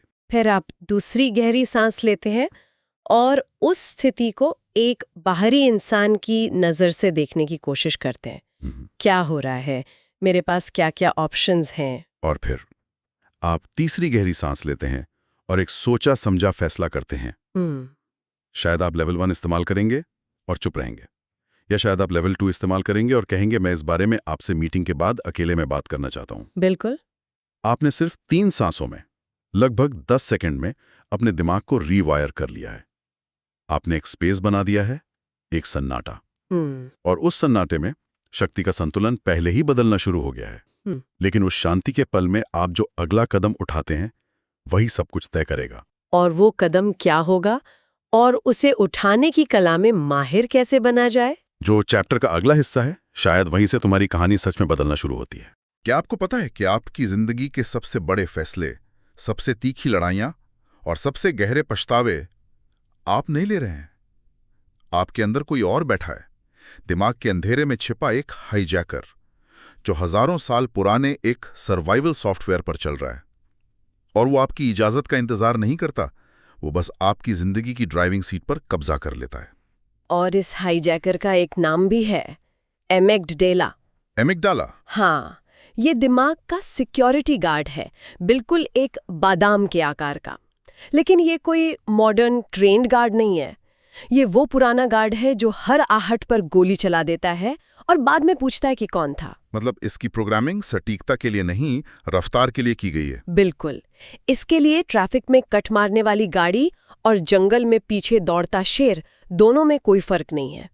दोनों ही जानलेवा खतरे हैं और दोनों ही सूरतों में ये शरीर में एक ही अलार्म बजाता है, फाइट या फ्लाइट। लेकिन ये लड़ाई कोई नई नहीं है ना? ऐसा लगता है कि इंसान हजारों सालों से अपने अंदर के इस हाईजैकर से जूझ रहा है। बिल्कुल। क्या प्राचीन सभ्यताओं के पास इसका कोई जवाब था? जवाब था, और कमाल की बात यह है कि 2 बिल्कुल अलग अलग सभ्यताओं ने एक दूसरे से हजारों मील दूर लगभग एक ही समय पर इसके 2 अलग अलग समाधान खोजे। कौन सी 2 सभ्यताएं? एक तरफ हिमालय की गुफाओं में बैठे बौद्ध भिक्षु थे और दूसरी तरफ ग्रीस के व्यस्त बाजारों में घूमते स्टोइक दार्शनिक। दोनों ने इस अंदरूनी हाईजैकर को काबू करने के नक्शे बनाए। ये तो बहुत दिलचस्प है। ये एक तरफ शांति और ध्यान, दूसरी तरफ तर्क और लॉजिक। ये तो दो बिल्कुल अलग रास्ते लगते हैं। रास्ते अलग थे पर मंजिल एक ही थी। बौद्ध दर्शन ने जो रास्ता दिखाया उसे कहते हैं उपेक्षा। हाँ, यानी समता। पर इसका मतलब भावनाहीन होना या पत्थर बन जाना नहीं है। तो फिर क्या है? इसका मतलब है तूफान के बीच में एक पहाड़ की तरह स्थिर रहना, लहरों को अपने से टकराने देना लेकिन अपनी जगह से न हिलना। बौद्ध भिक्षुओं ने ये समझा कि दुख दर्दनाक अनुभवों से नहीं बल्कि उन अनुभवों से खुद को जोड़ने से पैदा होता है। दर्द तो होगा लेकिन उस दर्द को पीड़ा बनाना या न बनाना वो हमारे हाथ में है। जैसे मुंबई की बारिश, उसे रोका नहीं जा सकता। वो तो हर साल आएगी, सड़कों पर पानी भरेगा, ट्रेनें लेट होंगी, ये सब तय है। लेकिन उस बारिश में भीगकर उसे कोसना है या छाता लगाकर चाय पीते हुए उसका मजा लेना है, ये चुनाव हमारा है। बिल्कुल यही बात। दर्द है बारिश, पीड़ा है हमारा उसे कोसना। उन्होंने स्टिमुलस और रिस्पॉन्स के बीच एक छोटी सी जगह खोजने पर जोर दिया। मतलब? बॉस ने चिल्लाया, ये स्टिमुलस है, तुरंत पलटकर जवाब देना एक ऑटोमेटिक रिस्पॉन्स है। लेकिन उपेक्षा कहती है कि उस एक पल के लिए रुको, उस चिल्लाने को बस एक आवाज की तरह देखो, एक घटना की तरह, ना कि अपने ऊपर एक हमले की तरह। उस एक पल के ठहराव में ही सारी आजादी छिपी है। ठीक है, ये तो हुई बौद्धों की बात। लेकिन स्टोइक दार्शनिक क्या कर रहे थे? वो तो ज्यादा प्रैक्टिकल और दुनियादार लोग थे। उनका तरीका कैसा था? उनका तरीका आध्यात्मिक कम और मैं कहूँगी बेहद क्रूरता से प्रैक्टिकल ज्यादा था। उन्होंने एक बहुत ही सरल लेकिन शक्तिशाली आइडिया दिया, कंट्रोल का विभाजन। Dichotomy of control. हाँ, उन्होंने कहा अपनी पूरी जिंदगी को 2 हिस्सों में बांट दो। एक, वो चीजें जो तुम्हारे कंट्रोल में है। दूसरा, वो चीजें जो तुम्हारे कंट्रोल में बिल्कुल नहीं है। तुम्हारा सुख, तुम्हारी शांति सिर्फ और सिर्फ पहली लिस्ट पर ध्यान देने से मिलेगी। जैसे क्रिकेट कप्तान? बताइए।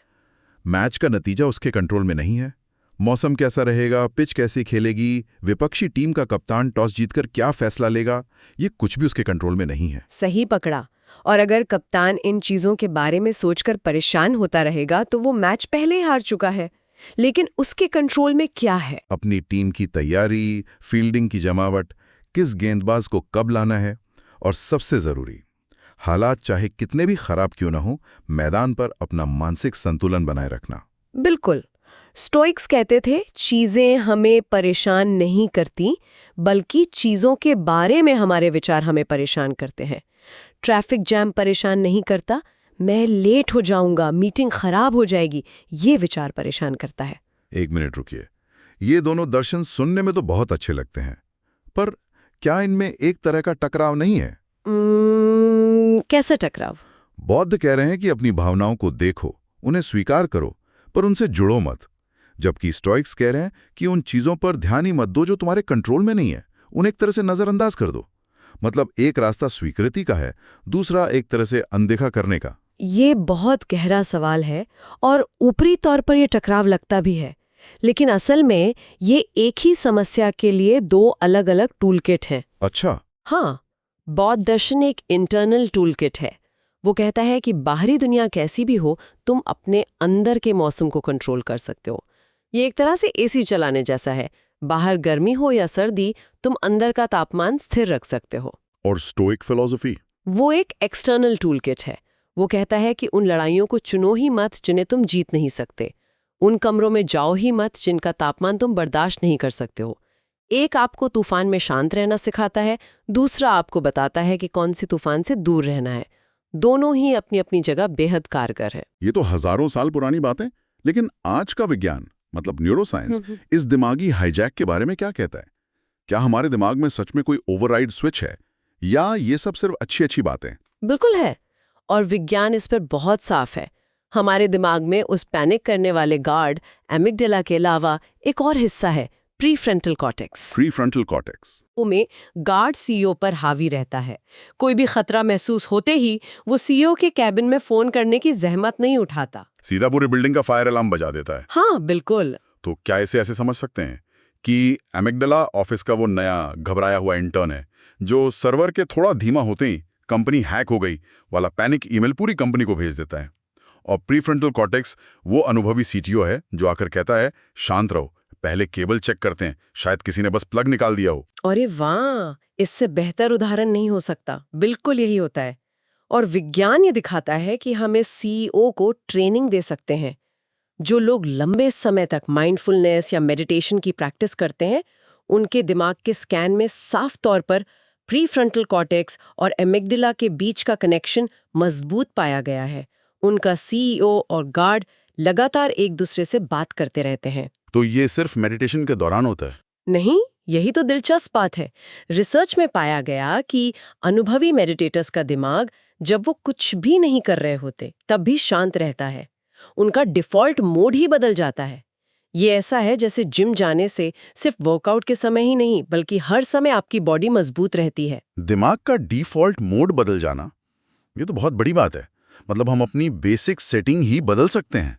यहीं पर सबसे क्रांतिकारी आइडिया सामने आता है, न्यूरोप्लास्टिसिटी। न्यूरोप्लास्टिसिटी 20वीं सदी तक ये माना जाता था कि एक उम्र के बाद हमारा दिमाग पत्थर की लकीर बन जाता है, उसे बदला नहीं जा सकता। लेकिन अब हम जानते हैं कि हमारा दिमाग गीली मिट्टी जैसा है। आप इसे अपनी आदतों और विचारों से लगातार आकार दे रहे हैं। हर बार जब कोई ट्रैफिक में किसी पर चिल्लाता है तो वो दिमाग में गुस्से की तरफ जाने वाले न्यूरल रास्ते को और गहरा और पक्का कर रहा होता है।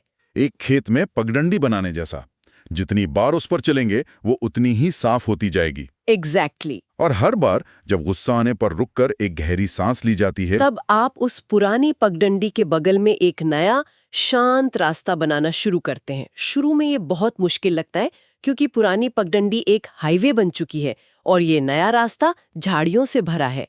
आपको जबरदस्ती उस नए रास्ते पर चलना पड़ता है।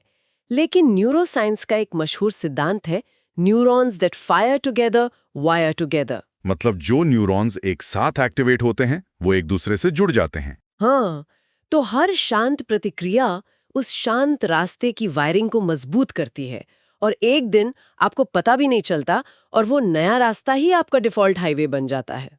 एक मिनट रुकिए, ये दिमाग की वायरिंग बदलने की बात सुनने में तो अच्छी लगती है, पर क्या ये हकीकत में मुमकिन है? क्योंकि सालों से जो आदतें बनी हैं उन्हें सिर्फ गहरी सांस लेकर कैसे बदला जा सकता है? ये थोड़ा ज्यादा ही आसान नहीं लगता? कई बार दिमाग तो शांत होना चाहता है पर दिल तेजी से धड़क रहा होता है, हाथ कांप रहे होते हैं, ऐसा लगता है जैसे पूरा शरीर ही हमारे खिलाफ एक जंग छेड़ चुका है। ये बहुत जरूरी सवाल है क्योंकि आप बिल्कुल सही जगह पर चोट कर रहे हैं। राज सिर्फ दिमाग में नहीं है, राज शरीर में है। हम एक बहुत जरूरी चीज को भूल रहे हैं, वेगस नर्व। वेगस नर्व ये हमारे शरीर की सबसे लंबी नर्व है जो दिमाग से लेकर पेट तक लगभग हर जरूरी अंग से गुजरती है। ये दिमाग और शरीर के बीच एक सुपर हाईवे की तरह है। जब हमारा एमिगडाला अलार्म बजाता है तो हमारा सिंपैथेटिक नर्वस सिस्टम एक्टिवेट हो जाता है।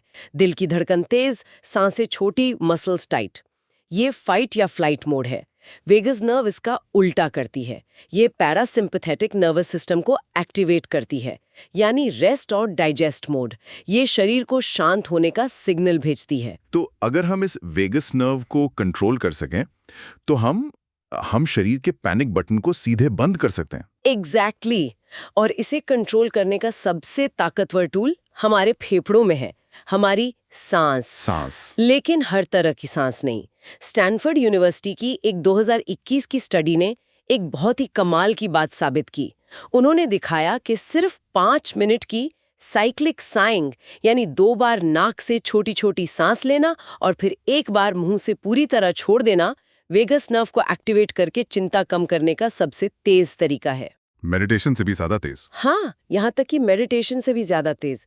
जब हम जानबूझकर सांस छोड़ने का समय बढ़ाते हैं तो हम शरीर को ये बायोलॉजिकल सिग्नल भेजते हैं कि खतरा टल गया है, अब तुम शांत हो सकते हो। ये तो घर के मेन पावर स्विच जैसा है। हाँ। जब घर में शॉर्ट सर्किट होता है तो आप एक एक बल्ब या पंखा ठीक नहीं करते, आप सीधा जाकर मेन स्विच बंद करते हैं। हाँ। हमारी सांसें हमारे नर्वस सिस्टम का वही मेन स्विच हैं। हाँ। तनाव के शॉर्ट सर्किट को बंद करने का सबसे तेज और सीधा तरीका। ये बहुत अच्छा उदाहरण है। और इस मेन स्विच वाली बात को आगे बढ़ाएं तो सिर्फ स्विच बंद करना काफी नहीं है, हमें घर की पुरानी खराब वायरिंग को भी धीरे धीरे बदलना होगा ताकि शॉर्ट सर्किट बार बार हो ही ना। अच्छा। यहीं पर इमोशनल बेसलाइन का कॉन्सेप्ट आता है। कुछ लोगों की डिफॉल्ट सेटिंग ही शांत होती है और कुछ की डिफॉल्ट सेटिंग तनाव और बेचैनी की। ये बेसलाइन हमारे स्ट्रेस हार्मोन जैसे कॉर्टिसोल के लेवल पर निर्भर करती है। और ये बदली जा सकती है? अच्छी खबर यही है कि ये सेटिंग बदली जा सकती है। 6 से 12 महीने की नियमित ब्रीदिंग और माइंडफुलनेस प्रैक्टिस से लोग अपने स्ट्रेस हार्मोन के बेसलाइन लेवल को भी कम कर सकते हैं। मतलब लक्ष्य सिर्फ हर रोज लगने वाली आग को बुझाना नहीं है, बल्कि पूरे घर को ही फायर प्रूफ बना देना है। उस डिफॉल्ट सेटिंग को ही रीप्रोग्राम करना है। बिल्कुल। जब आपकी बेसलाइन ही शांत हो जाएगी तो छोटे मोटे ट्रिगर वो अलार्म बजा ही नहीं पाएंगे जो पहले बजाते थे। जिस बॉस के ईमेल से पहले आपका दिल धड़कने लगता था, अब आप उसे देखकर बस कामली सोचेंगे, ठीक है, इसे कैसे हैंडल करना है। लक्ष्य तूफान में नाव चलाने में माहिर होना नहीं है, लक्ष्य समुद्र को ही शांत करना है। तो हमने अपने दिमाग के अंदर के उस हाईजैकर को पहचाना, उसे काबू करने के लिए बौद्धों और स्टोइक्स जैसे प्राचीन योद्धाओं से सबक सीखे, न्यूरोप्लास्टिसिटी के जरिए दिमाग की वायरिंग को बदलने का विज्ञान समझा, और वेगस नर्व के रूप में शरीर के उस खुफिया स्विच को खोजा जो सब कुछ शांत कर सकता है। लेकिन ये सब जानना, ये तो एक नक्शे को देखने जैसा है। नक्शा आपको बताता है कि खजाना कहाँ है, पर वो आपको खजाने तक पहुंचाता नहीं है। सही बात है। असली सवाल ये है कि इस जानकारी को इस्तेमाल कैसे किया जाए। वो कौन से ठोस कदम है, कौन सा ब्लूप्रिंट है जो इस दिमागी हाईजैकिंग को हमेशा के लिए रोक सकता है। एक 7 दिन का प्लान, एक 90 दिन का ब्लूप्रिंट, एक ऐसा सिस्टम जो सिर्फ थ्योरी नहीं बल्कि रोजमर्रा की जिंदगी को बदलने का एक एक्शन प्लान है। और जो चैप्टर का अगला हिस्सा है, शायद वहीं से तुम्हारी कहानी सच में बदलना शुरू होती है।